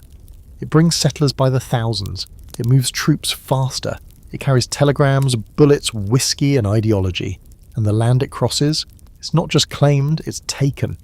Railroad companies are given every other square mile for 20 miles on either side of the track. That's millions of acres, sliced into tidy parcels and sold to settlers, investors and developers like plots in a giant national monopoly board. You ride along with one of the land agents now, watching as he marks territory, not with a compass, but with a clipboard. He doesn't see the meadow, he sees quarter sections. The creeks aren't sacred, they're future mill sites. You ask who owns the land, and he shrugs. Not anymore. Of course, not everyone accepts this. Quietly, out on the high plains, the Lakota and Cheyenne see the tracks as an existential threat. And they're right. The railroads bring buffalo hunters, men with rifles so accurate they can drop a bison at 100 yards. These hunters aren't just in it for hides, they're part of a larger goal: exterminate the herds. You're told, quite explicitly, that every dead buffalo is another nail in the coffin of native resistance. In the span of 2 decades, over 30 million buffalo are reduced to a few scattered hundreds. The plains turn from a living ecosystem into bone fields. You ride past one of these killing sites, skulls piled in heaps taller than your wagon, men laughing as they carve hides from still warm corpses. Nearby a railcar waits, loaded with salted meat and horn. Nothing is wasted. Except the soul of the land. Here's your strange but true fact. Some railroad companies hired photographers and artists to create propaganda campaigns promoting the West as a paradise. Posters printed in German, Swedish and Danish flooded Europe, advertising rich farmland, low prices, and civilized towns waiting for eager immigrants. And they came by the thousands. Scandinavians to Minnesota, Germans to Nebraska, Eastern Europeans to the Dakotas, whole communities born not from expiration, but from glossy brochures handed out at train stations. The tracks keep going. The Atchison, Topeka and Santa Fe slithers into New Mexico. The Northern Pacific cuts into Montana. The Southern Pacific links up Texas and Arizona. Railroads become the veins of the nation, but the heart they serve is capital. You start to see a different kind of frontier man now. Not the farmer or trapper, but the corporate baron, Jay Gould, Leland Stanford, Collis Huntington. These aren't explorers, they are tycoons, bankers with armies, and they wield more power than most governors. Some historians argue the railroad civilized the West, others say it colonized it. Most agree it did both. It allowed families to travel safely and bring culture, education, and commerce. It also paved the way for forced relocations, ecological disaster, and the entrenchment of capitalism over community. The whistle of the train is both a promise and a threat, depending on who you are and where you stand. You arrive now in a town that didn't exist last year. Boxcars converted into saloons, a depot, a church built from rail ties. It'll either grow into a city or collapse when the mine dries up. Either way, the track keeps going. Towns are disposable, only movement matters. The wind shifts again. You hear another whistle, distant but closing fast. Another train, another load of people, cargo, change. You ask yourself, is this progress? Or just momentum wearing a top hat? It's the dead of summer, and the sky is blistering blue, like it's been baked solid. Dust sticks to your skin. The wind smells like sunburned grass and manure. You squint down the trail and see a plume rising in the distance. A thunder of hooves, the long, low sound of the cowboys' yell carried on the breeze. Then they arrive, a wall of cattle, horns swinging, muscles rippling, driven forward by the men on horseback who look like they were carved out of saddle leather and sweat. You've just landed in the middle of the cattle boom, and yes, it's exactly as dramatic and exhausting as the stories suggest. It's the 1860s and 70s, and the open range is a real thing. No fences, just miles and miles of prairie stretching from Texas through Kansas, up to Nebraska, the Dakotas, and even into Montana. After the Civil War, Texas is crawling with cattle, millions of longhorns gone unclaimed or unmanaged during the chaos. Problem is, they were worth about $4 a head in Texas, and $40 in the cities back east. You do the math. The incentive to move those herds is overwhelming. The only thing standing between you and a fortune is 1,000 miles of hard land, rivers, rustlers, stampedes, and thunderheads ready to knock you into next week. So, the great cattle drives begin. You ride with a trail crew now, following routes like the Chisholm Trail, the Goodnight Loving Trail, and the Western Trail. These aren't casual journeys. These are multi-month epics with dozens of men, hundreds of cattle, chuck wagons full of beans and bacon, and every night a new set of problems. You sleep under the stars if you sleep at all. You ride with a six-shooter strapped to your hip and a bandana over your nose to keep out the dust. You cross rivers chest deep and pray your horse doesn't break a leg in the mud. The cowboys, real cowboys, are nothing like the romanticised gunslingers you'll see later in dime novels. These guys are young, poor, sunburned, and often mixed race. Many are Mexican vaqueros, the original cowboys who taught the gringos how to rope, ride, and survive the trail. Others are black freedmen, looking for something that resembles freedom out here, where wages are paid in silver and skin colour doesn't always determine your worth. Still others are white southerners, displaced and looking to start over. You eat together, ride together, sometimes fight together. Oh well. But no matter who you are, the cattle don't care. You reach Abilene, Kansas, one of the first cattle towns, and it's chaos in boots. Saloon doors swing non-stop, whiskey flows, so do fists. You can smell the mix of sweat, beer, gun oil, and desperation from the edge of town. Dodge City, Ellsworth, Wichita, each becomes a wild stopover for cowboys who just spent 3 months in the saddle and are now paid in full and ready to lose it all in 24 hours. Lawmen like Wild Bill Hickok and Bat Masterson walk the streets here, trying to keep things civil with six-shooters and death stares. Here's a quirky little truth. Cowboys didn't often carry revolvers in quick-draw holsters. That whole gun-on-the-hip thing, mostly a product of Hollywood. Real cowboys carried their pistols low on their waist or in saddlebags. They weren't itching for duels. They were too busy trying not to die of infected blisters or snakebite. And when they fought, it was usually over poker or unpaid wages, not philosophical feuds. But even as the cattle boom peaks, the open range is vanishing. And fast. You start to see barbed wire, invented in the 1870s and about as subtle as a guillotine for the cowboy lifestyle. It's cheap, easy to install, and it turns the free prairie into private property overnight. Ranchers begin fencing off water sources, grazing land, and entire counties. The big drives, they're no longer welcome. You witness the fence-cutting wars with cowboys snipping wire in the dead of night and landowners shooting back in the morning. It gets bloody and fast. Then comes the railroad, once again shaping the land like an invisible hand. New lines stretch deeper into Texas and the Midwest, reducing the need for long cattle drives. Now you can load your herd onto a train just a few days from the ranch. The cowboy is still needed, but the long trail rides? They're already becoming relics. And winter. Oh, winter. The blizzard of 1886 hits like a hammer from the gods. Temperatures drop to 50. Cattle freeze standing up. Ranches lose entire herds. The open range model collapses. It was already wobbling under its own weight, but that winter seals the deal. Scholars look back and see the cattle boom as a kind of frontier capitalism experiment. High risk, high reward, and ultimately unsustainable. Yes, it shaped the West. Yes, it made a few people rich. But it also romanticized a world that was never as free as it looked. The cowboys were laborers, not legends. And the cattle? Just another resource to be exploited until it dried up or froze solid. Still, the myth endures. You sit by a campfire now, boots off, socks steaming, a tin plate of beans in your lap. Someone strums a guitar. Another tells a story that definitely didn't happen the way he says it did. The stars are enormous. The prairie so quiet you can hear a wolf coughing 5 miles away. And for a moment you get it. The romance, the sense of space, the illusion of freedom. But the wire's coming. The railroad's coming. And soon, the cowboy will be more legend than reality. So enjoy the ride while it lasts. You ride across a sea of grass that's almost empty now. Empty not because it was always so, but because of what's been taken. The wind still moves the prairie in waves, and the sun still rolls over the hills like melted copper. But something is missing from the land. You hear the silence before you understand it. No pounding hooves, no dust clouds rising in the distance. No black silhouettes spread out across the plains like drifting islands. The buffalo are gone. Just a few decades ago, this place swarmed with them. Millions. The American bison wasn't just an animal. It was the heartbeat of the plains. Every part was used by native nations, the meat-fed families. The hides made homes and clothing. The bones became tools. The skulls held prayers.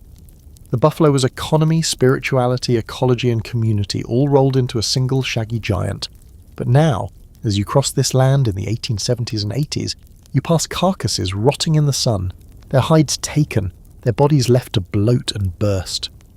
In other places, you find nothing but bones, mountains of them, piled for transport, bleached white and cracked by the weather. They're shipped east by the rail car, ground into fertilizer, buttons, glue, anything. And you begin to understand this wasn't just a side effect of expansion, it was policy. The US Army didn't kill the buffalo directly. They didn't have to. Instead, they stood back and let the hunters do it, encouraged it even. Generals openly stated that exterminating the buffalo was the fastest way to force native nations onto reservations. No buffalo meant no food. No food meant dependency. It was warfare by starvation. Quiet, efficient, legal. And it worked. You walk now into a Comanche camp, what's left of it. Just a few lodges, patched hides, thin soup boiling over a low fire. These were once some of the most powerful horse-mounted warriors on the continent.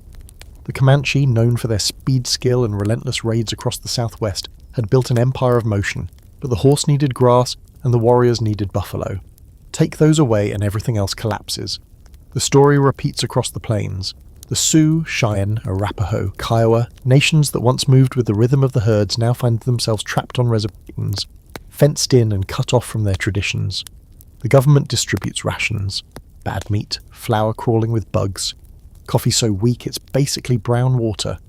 Indian agents skim profits, sell supplies, or simply let people starve. The goal isn't just containment, it's erasure. One of the strangest footnotes in this extermination campaign? Buffalo Bill Cody, the man who will later become famous for romanticizing the very West he helped kill.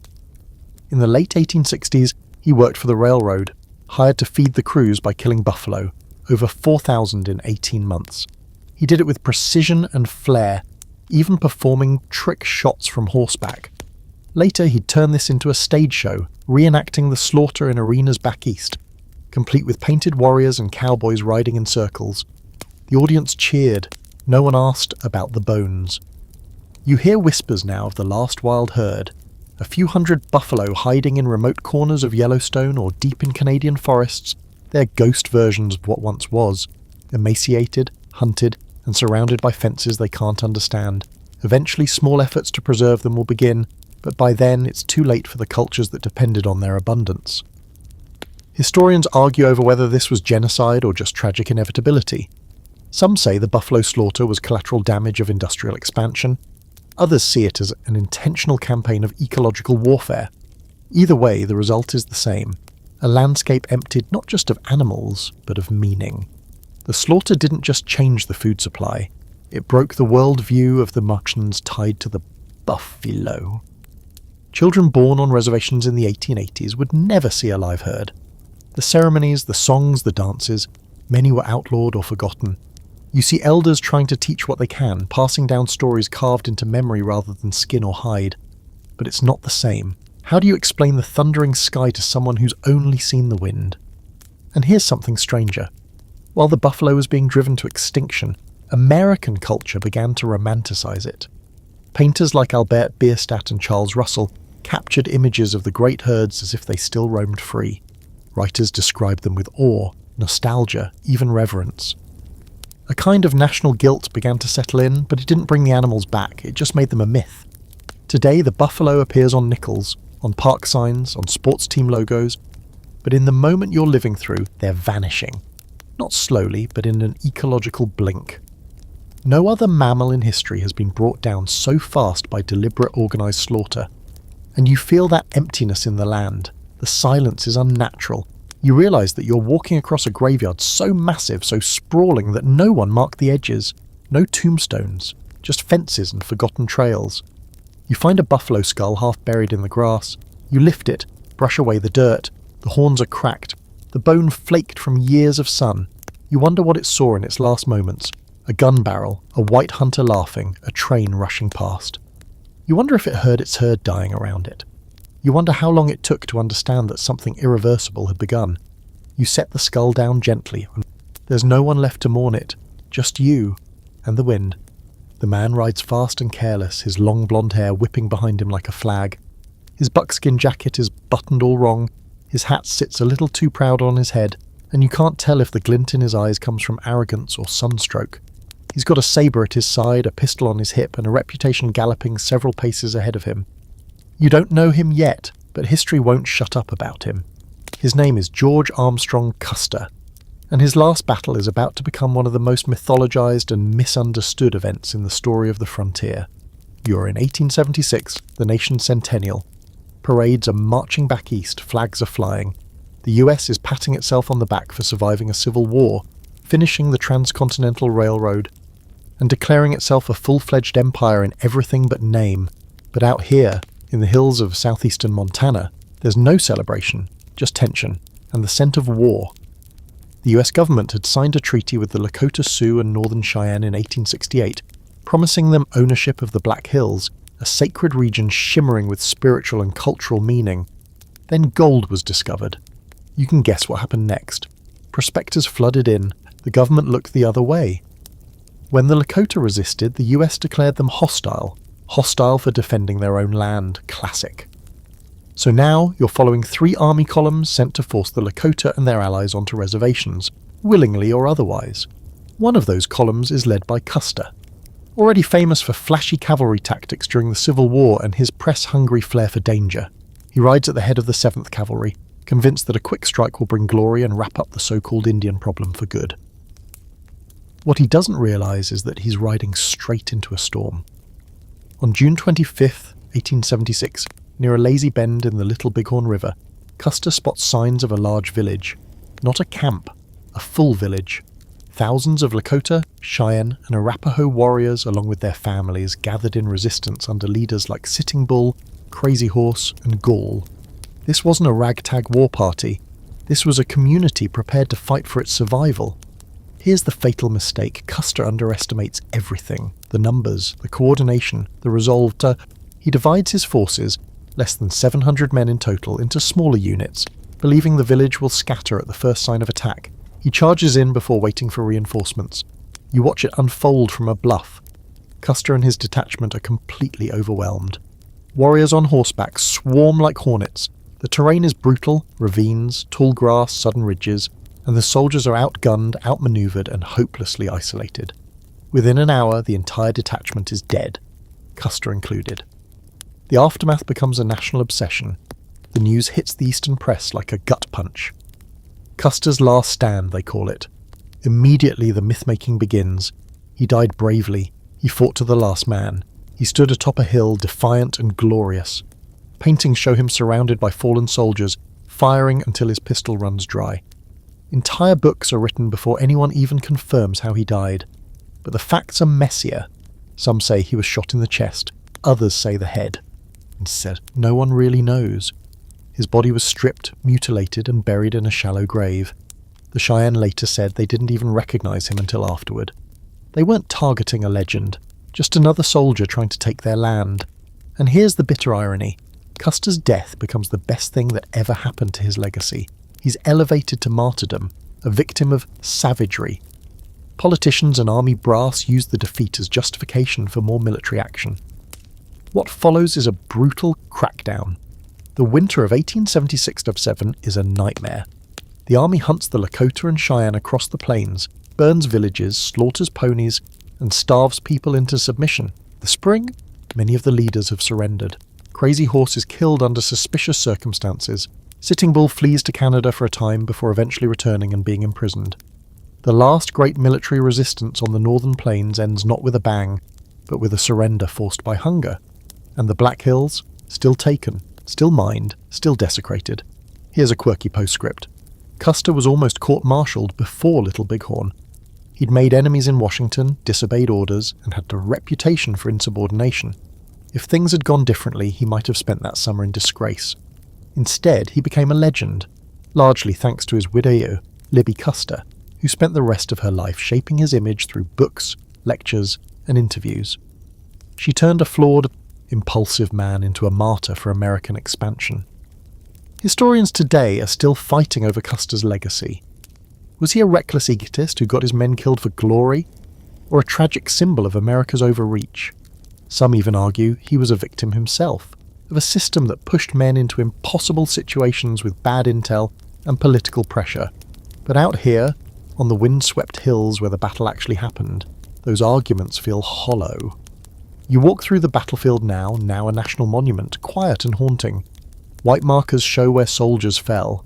A few black ones now mark where Lakota and Cheyenne warriors died. Late additions, silent apologies. The grass sways in the wind, and you can still see the ridges and bluffs. Still imagine the thunder of hooves, the cries, the smoke curling into the sky. The story of the frontier loves to end with Custer. One last gasp of resistance, one final battle. But that's a lie. The violence continued, the erasure continued. What ended at Little Bighorn wasn't a war. It was the idea that the West could be taken without consequence. And yet, even in defeat, the Lakota and Cheyenne proved something most Americans refuse to admit. The land was never empty. It was alive, defended, and sacred. You leave the battlefield with your boots coated in dust and your head full of noise. Not the gunfire, that's long gone, but the echo of something older, something angrier, something that still hasn't quieted down. The gunfight happens in under 5 seconds. 2 men square off in front of the saloon, boots crunching in the dust, hands twitching near their hips. You blink, and it's over. One man gasps in the dirt. The other holsters his pistol and walks away like he just dealt with a plumbing issue. Nobody applauds, nobody screams. The Undertaker gets called and the poker game inside resumes. Out here, justice is casual, bloody, and often improvisational. Welcome to the myth-soaked mess of frontier law and disorder. We're deep into the late 1800s now, And the frontier isn't just a place, it's a stage. And on that stage there are no rules, unless someone strong enough decides to write them in bullets and bury them behind the general store. You walk into a town like Deadwood, Tombstone or Dodge City, and the first thing you notice is how temporary everything feels. Buildings lean, signs are misspelled, people move fast, sleep light, and don't ask questions unless they're paid to. There's technically a sheriff, maybe even a judge, but most of the time justice is handled by vigilantes, saloon keepers, or anyone with a fast draw and an ego.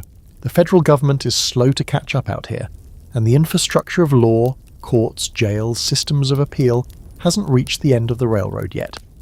So you get makeshift solutions, miners' courts, cowboy regulators, and every now and then a well-meaning town council that ends up hanging the wrong guy. You sit in on a trial held in a saloon, where the judge is also the bartender, and the jury consists of whatever customers aren't passed out. The accused swears he didn't steal the horse. The owner says otherwise. Witnesses give conflicting accounts. The verdict is reached based on who seems drunker or more polite. Sometimes they just flip a coin. That's the level of due process in some towns. The frontier isn't lawless, it just has custom law. And the custom is shoot first, bury later.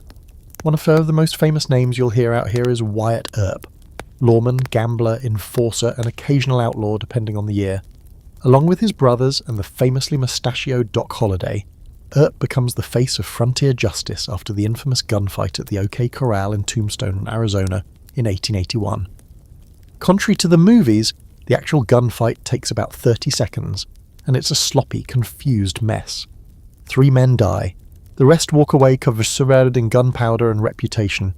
What follows is a bloody chain of revenge killings known as the Earp Vendetta Ride, and suddenly your town is caught in the middle of a personal war dressed up as civic order. And here's the part nobody likes to admit.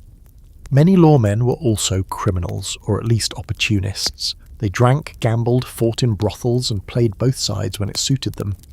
Wild Bill Hickok, for example, was a gunslinger and showman who briefly served as a marshal, but also killed a man for cheating at cards and spent more time on stage than in court. His death, shot in the back during a poker game, cements his legend, especially since the cards in his hand became known as the dead man's hand, aces and eights. You also meet the real unsung keepers of the peace, townswomen, teachers, midwives and widows who form social clubs, write angry letters to newspapers, and pressure their towns into setting curfews, banning whiskey or, more radically, building a school. They don't wear badges, but their work often stabilises places long after the gunslingers move on or end up face down in an alley.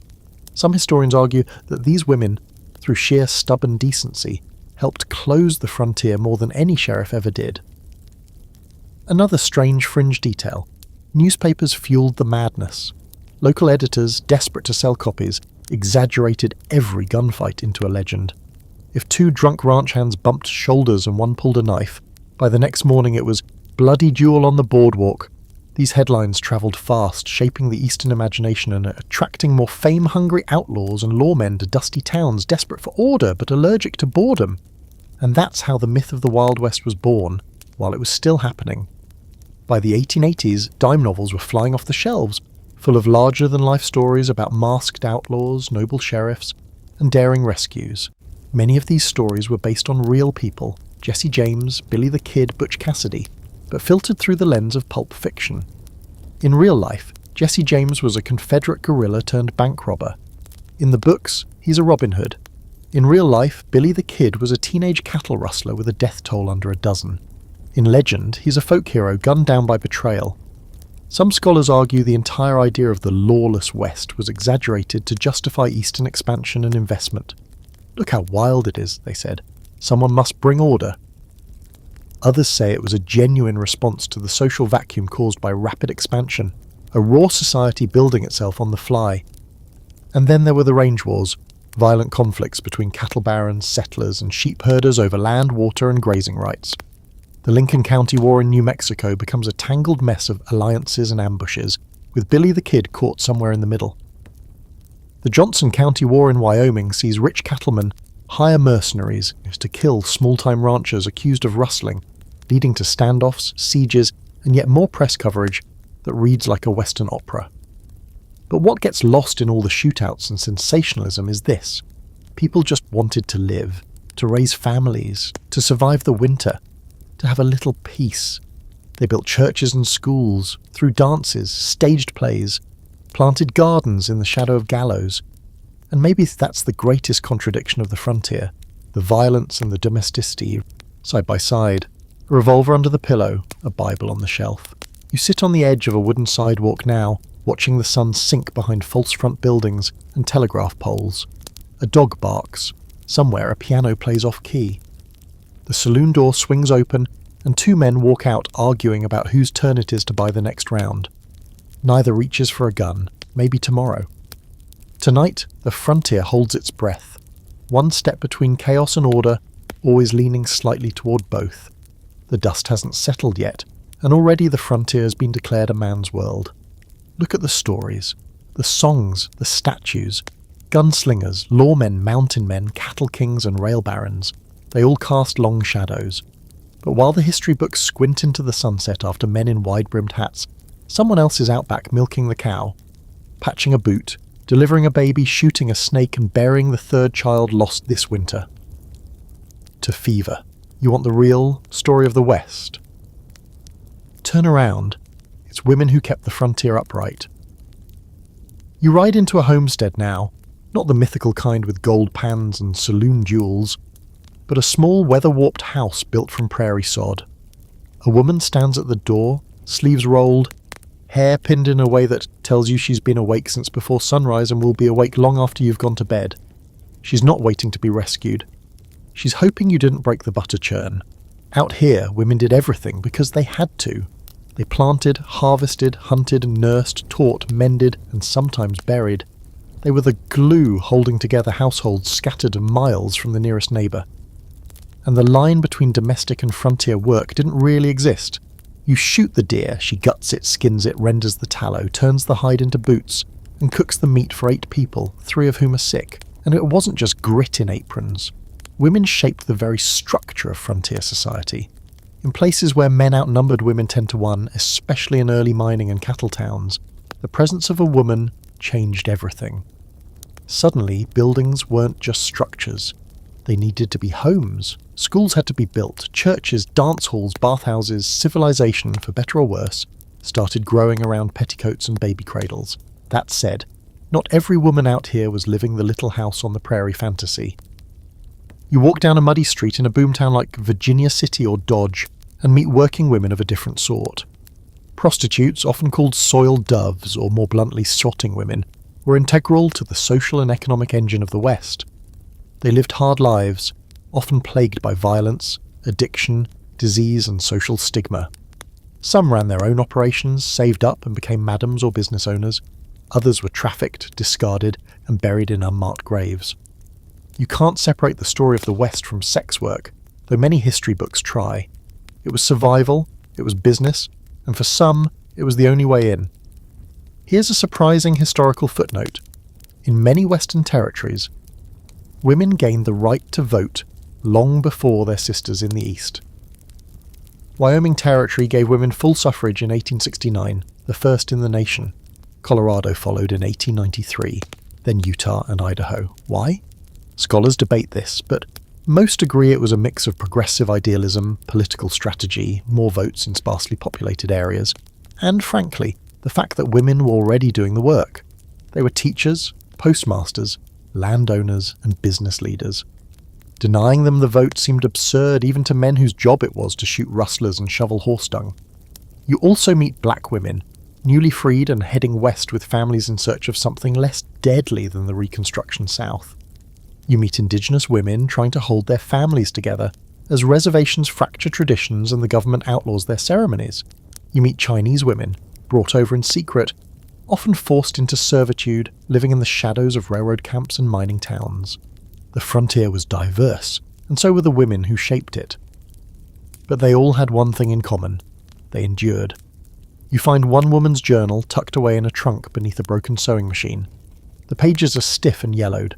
She writes about windstorms that lasted for days, about watching her husband's boots disappear in snow just before he did, about the silence after a miscarriage, about sewing dresses from feed sacks, about laughter by candlelighter when the wheat finally came in. No heroes, no legends, just life.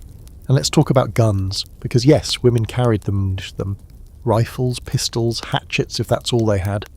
Out here, self-defense wasn't optional. Wolves didn't care about gender roles. Neither did outlaws or starvation. Women on the frontier knew how to load, aim and shoot with terrifying precision. Annie Oakley didn't come from nowhere. Ah, yes, Annie Oakley, the sharpshooting superstar of Buffalo Bill's Wild West show. She toured the country, even performed in Europe, dazzling audiences with trick shots while dressed in fringe and lace. She was a symbol of feminine capability in a world that constantly underestimated her. She could outshoot any man on the roster, and did so with a smile. But behind the theatrics was a deeper truth. Women had always been marksmen out of necessity. She just made it glamorous. Still, despite all this, many women out west were not free. They were bound by legal systems that still treated them as property, by husbands who held full authority over their finances and bodies, and by social norms that punished them for stepping outside their place. A woman who divorced her husband, regardless of his crimes, might be cast out from the community, her children taken, her name smeared, and yet you find her anyway, the widow rancher, the schoolmarm with a rifle over her desk, the stagecoach driver, the photographer, the newspaper editor, the vigilante. Women weren't just surviving the frontier, they were defining it. Historians still debate how much recognition frontier women deserve. Some say they were agents of civilization, taming the wild land. Others argue they were just as complicit in the colonial machinery, benefiting from land taken by force and helping to erase indigenous cultures through mission work and assimilation.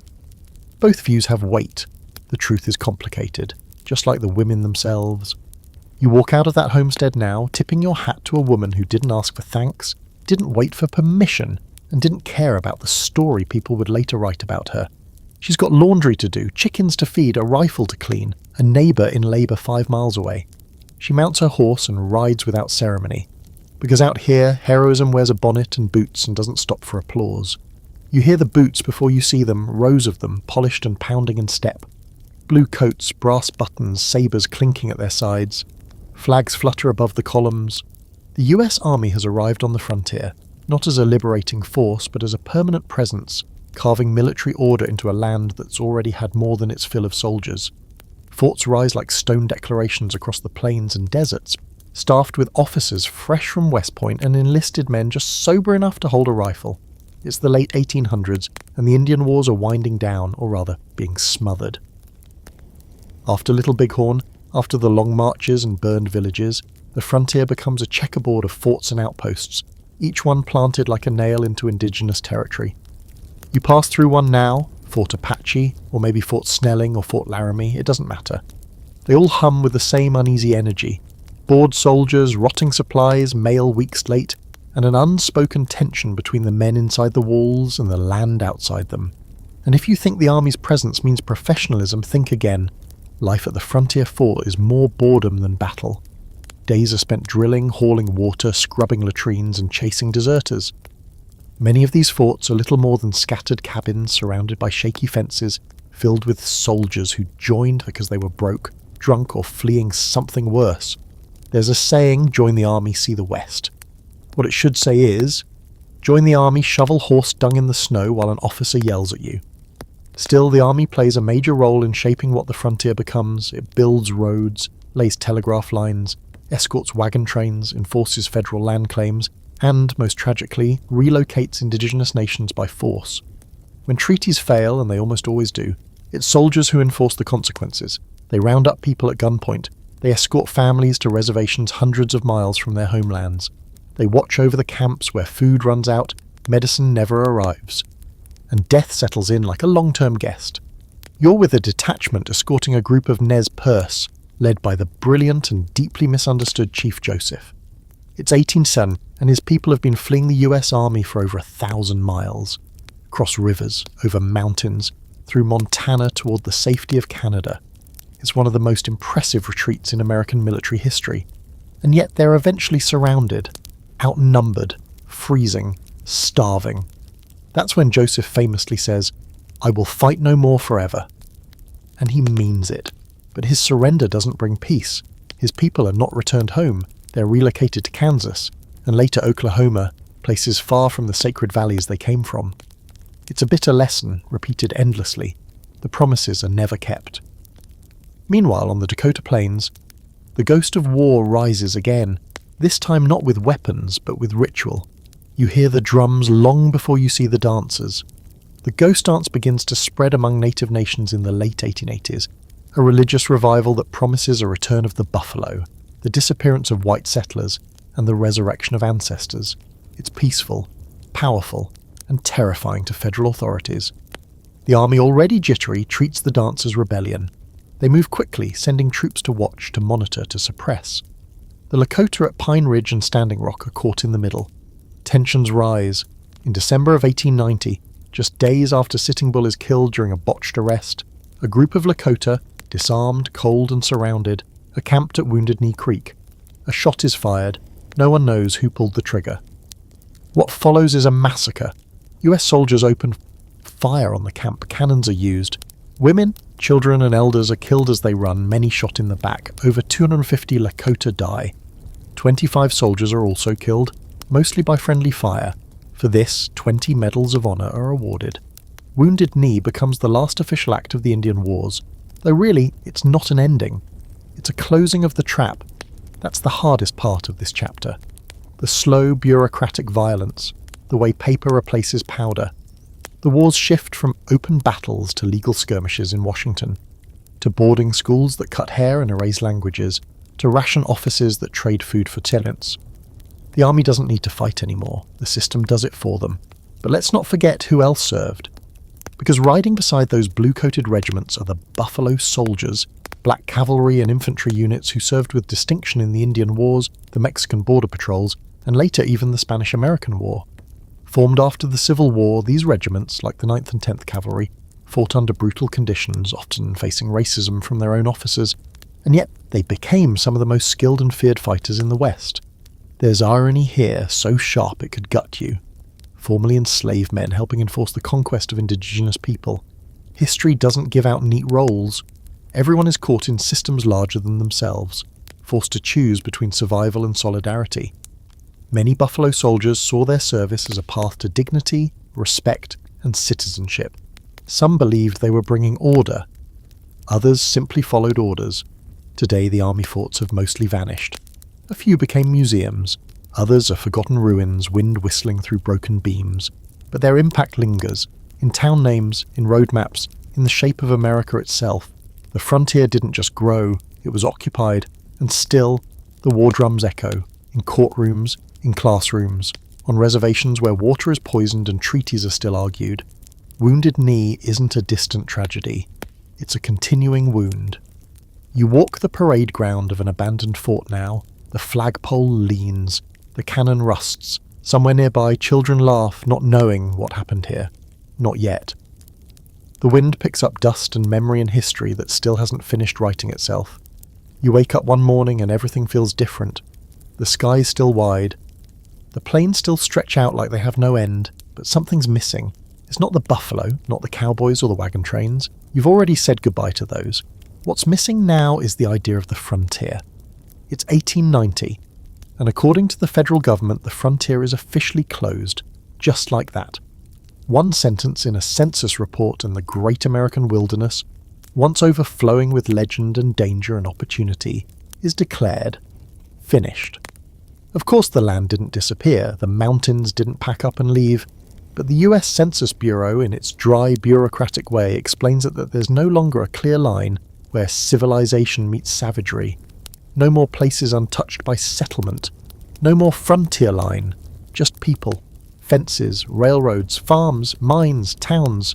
And suddenly, you realise the frontier wasn't just a place. It was a concept, and now it's become a memory. Not everyone takes this lightly. In fact, one man reads the census report and practically breaks out in hives. His name, Frederick Jackson Turner, a historian who in 1893 delivers a paper that will become one of the most influential arguments in American academic history, the significance of the frontier in American history. You're sitting in the back row at the Columbian Exposition in Chicago, right near the world's first Ferris wheel, and Turner steps up and says, in essence, the frontier made us who we are. Without it, America might lose its edge. His frontier thesis claims that the act of taming the wilderness is what forged the American character, our rugged individualism, innovation, democracy, and restlessness. He suggests that the safety valve of the West kept the country from boiling over. And now that it's gone, well, maybe we should be worried. Of course, you squint at Turner's thesis and start seeing cracks right away. He barely mentions Native Americans, aside from labelling them part of the wilderness to be conquered. He glosses over slavery, Chinese exclusion, land theft, and genocide. His frontier is a blank canvas, a blank slate, a blank everything. It's an erasure dressed in academic robes. But the idea catches fire because it flatters the national ego. We conquered the West. Now what? You feel that shift everywhere. In the newspapers, which start running obituaries for the Wild West like it was a fallen hero. In the stories being churned out by pulp writers. In the museum curators who suddenly want tomahawks and rifles for preservation. In the Buffalo Bill's Wild West show, which starts playing to sold-out crowds in New York and London, reenacting battles that had only just happened. The frontier becomes entertainment. You watch Bill Cody ride into an arena dressed in white buckskin, saluting a crowd of thousands, while real Lakota performers, yes, including survivors of Wounded Knee, circles behind him on horseback. It's surreal. It's history turned into a stage act. Children cheer for Annie Oakley's trick shots while their parents read brochures promising land and freedom. The show runs for decades. It tours the world. It shapes the myth of the frontier more than any battlefield ever did. And then there's Owen Wister, author of The Virginian, published in 1902. It's the first real Western novel, and it sets the tone for everything that comes after. Gritty cowboys, noble gunmen, savage outlaws, a pretty schoolteacher caught in the middle. You see the frontier becoming fiction in real time, real places turn into symbols, real people become caricatures. The messy truth is smoothed out into legend. Meanwhile, back on the ground, you see another version of the end taking shape. Fencing, filing, and forgetting. The US government starts absorbing the last fragments of native lands. The Dawes Act breaks up reservations, dividing tribal land into individual plots and selling surplus to white settlers. The goal? Assimilation. Kill the Indian, save the man, they say. Boarding schools cut hair, rename children, forbid native languages. You walk through one and feel your stomach twist, rows of beds, scraped heads, eyes filled with confusion and loss. And then you see the Indian Citizenship Act of 1924, finally declaring that all Native Americans are US citizens. It feels like an afterthought, a bureaucratic bow tied over centuries of theft. Here you go, it seems to say. Now you belong, as if belonging was ever the issue. Here's your strange but true. The last land rush happens in Oklahoma in 1893. Over 100,000 settlers line up to race for land once promised to native nations. When the gunshot fires, they stampede across the plains like it's a sport. The dust they kick up is so thick it blocks out the sun. Later they call themselves Sooners, a nickname that somehow becomes charming. You stare at it all and wonder how the act of stealing land became a local heritage. But even as the frontier closes, something else opens up: preservation. You meet a Scottish-American naturalist named John Muir, beard tangled with pine needles, boots muddy and eyes full of stars. He walks through the Sierra Nevada like it's a cathedral and writes about nature not as a thing to conquer, but a thing to revere. Thanks to his relentless letters and lobbying, Yosemite becomes a national park in 1890. Yellowstone, established in 1872, was the first. More will follow, and then there's Theodore Roosevelt, the cowboy president, riding into the national stage like he just stepped off a dime novel cover. He hunts, rides, writes books about the West, and believes in the strenuous life. Under his leadership, millions of acres are set aside for parks, forests, and monuments. It's the beginning of the conservation movement, born directly from the fear that the wilderness, the American soul, is disappearing. Of course, conservation is also tangled with colonial guilt and elitism. Parks are often created by evicting native people, their spiritual lands turned into vacation destinations, but still the impulse is new. Save something, remember something, hold a piece of it in place before the machines flatten it all. You ride west one more time, through a land that's no longer wild but still vast. The towns have grown, the trails have hardened into highways, the telegraph lines hum, the fences don't stop.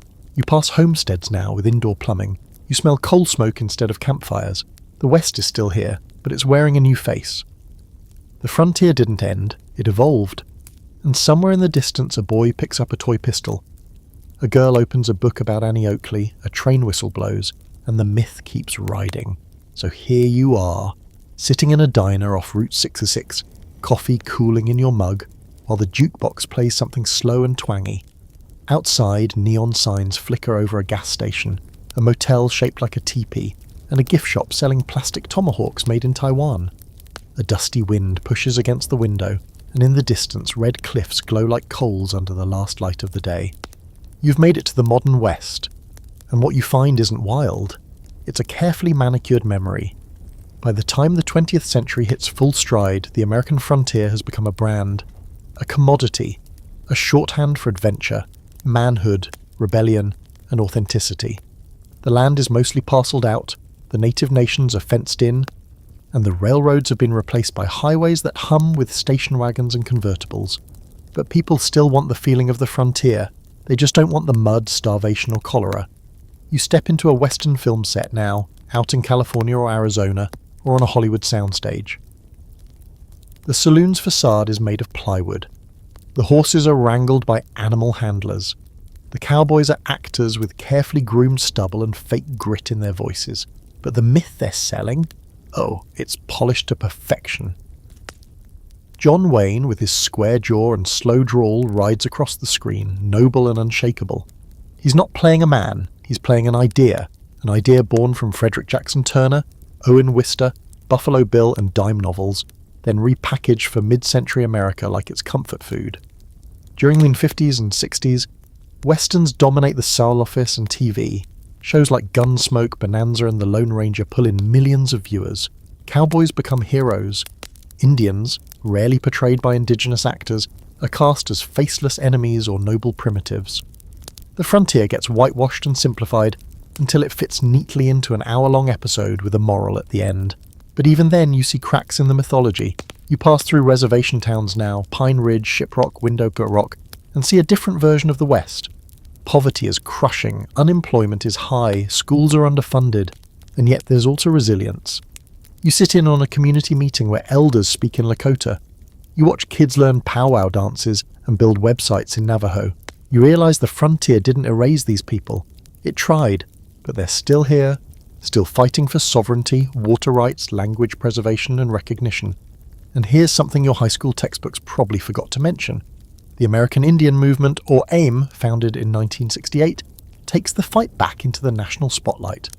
These aren't silent victims, there are activists, organisers, warriors with microphones and legal briefs. In 1973, AIM leads a one-day occupation at Wounded Knee, turning the massacre site into a stage for protest against government abuse and broken treaties. The FBI surrounds the area. Shots are fired. Negotiations drag. The myth of a settled West begins to unravel. Meanwhile, Latino, Black and Asian communities who helped build the frontier are finally starting to push their way into the historical narrative. You read stories of Tejano vaqueros who herded cattle before the word cowboy existed, of black homesteaders in Oklahoma and Kansas who carved out lives on the same lands others claimed were empty, of Chinese railroad workers who laid the tracks blasted through mountains and then were written out of the photographs. Their stories were never gone. They were just buried under 6 feet of whitewashed myth. And then there's the environmental movement, which really begins to shift gears in the mid-20th century. National parks, once preserved for rugged white explorers to admire, are now being reconsidered through lenses of conservation, cultural restoration, and access. You meet native activists fighting for co-management of sacred lands in Yellowstone and Bears Ears. Some win, others are still waiting, always waiting. Quirky fact, tourism becomes the new gold rush. Towns that were once ghost towns resurrect themselves as Old West attractions. Tombstone holds reenactments of the OK Corral shootout multiple times a day. Deadwood turns its lawless past into a casino draw. Even Wall Drug in South Dakota, a kitschy roadside stop with free ice water, becomes a shrine to prairie nostalgia, lined with fiberglass buffalo and stuffed jackalopes. You laugh, but then you look closer. These places are trying to keep history alive, in their own weird commercialized way. It's not accurate, it's not always respectful, but it shows that the West still matters, still haunts the American psyche like a campfire ghost story we're desperate to retell, even if we have to lie a little to make it sing. Back in the diner, you chat with the waitress. She's from Gallup. Her grandfather was a Navajo code talker. Her kids are learning to rodeo. She nods toward the mesa outside and says, That's where my people are buried. And that's where my son practices his calf roping. Same dirt. You step outside. The stars above you look the same as they did 200 years ago, sharp and endless. But the ground beneath your feet has changed. Not completely, not finally, but enough to remind you that history never stops moving.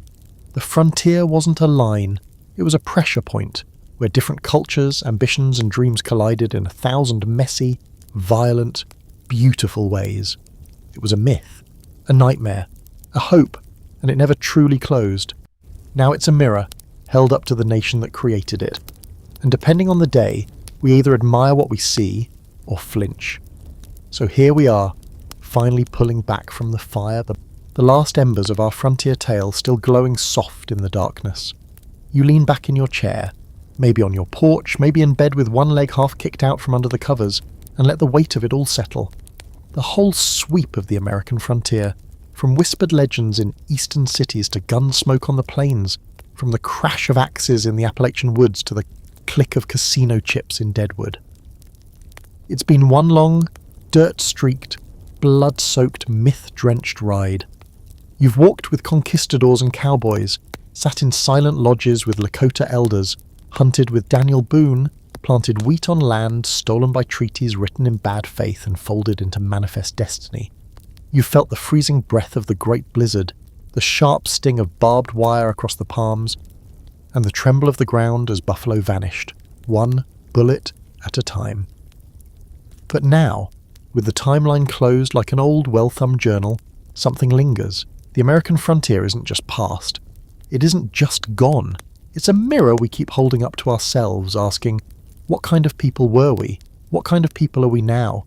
Because everything that happened out there, out on those trails and rivers, under those big skies and even bigger promises, left a mark. On the land, on the stories, and on the bones we still dig up, literally and metaphorically, every time we romanticize the West, or argue about what freedom really means. The gunslingers got their movies, the settlers got their plaques, the land got divided, paved, sold and fenced, but the echoes are still out there, in the way people fight over water rights, in the murals painted on reservation walls, in the wide open spaces that still whisper if you stop the car and roll down the window. You listen now, really listen. There's a breeze across the sagebrush, there's a story still unfolding. So maybe next time you see a cowboy hat or pass a lonely stretch of highway that used to be a trail, or catch a whiff of wood smoke in a national park that once held ceremony instead of campsites, you'll remember. The frontier wasn't just a place, it was a reckoning, and it still is. Now, lights low, fan humming, that soft white noise pulling you gently down, let your eyes close. Let the dust settle. Let the wind carry away the last of the trail. You've made it through the wild.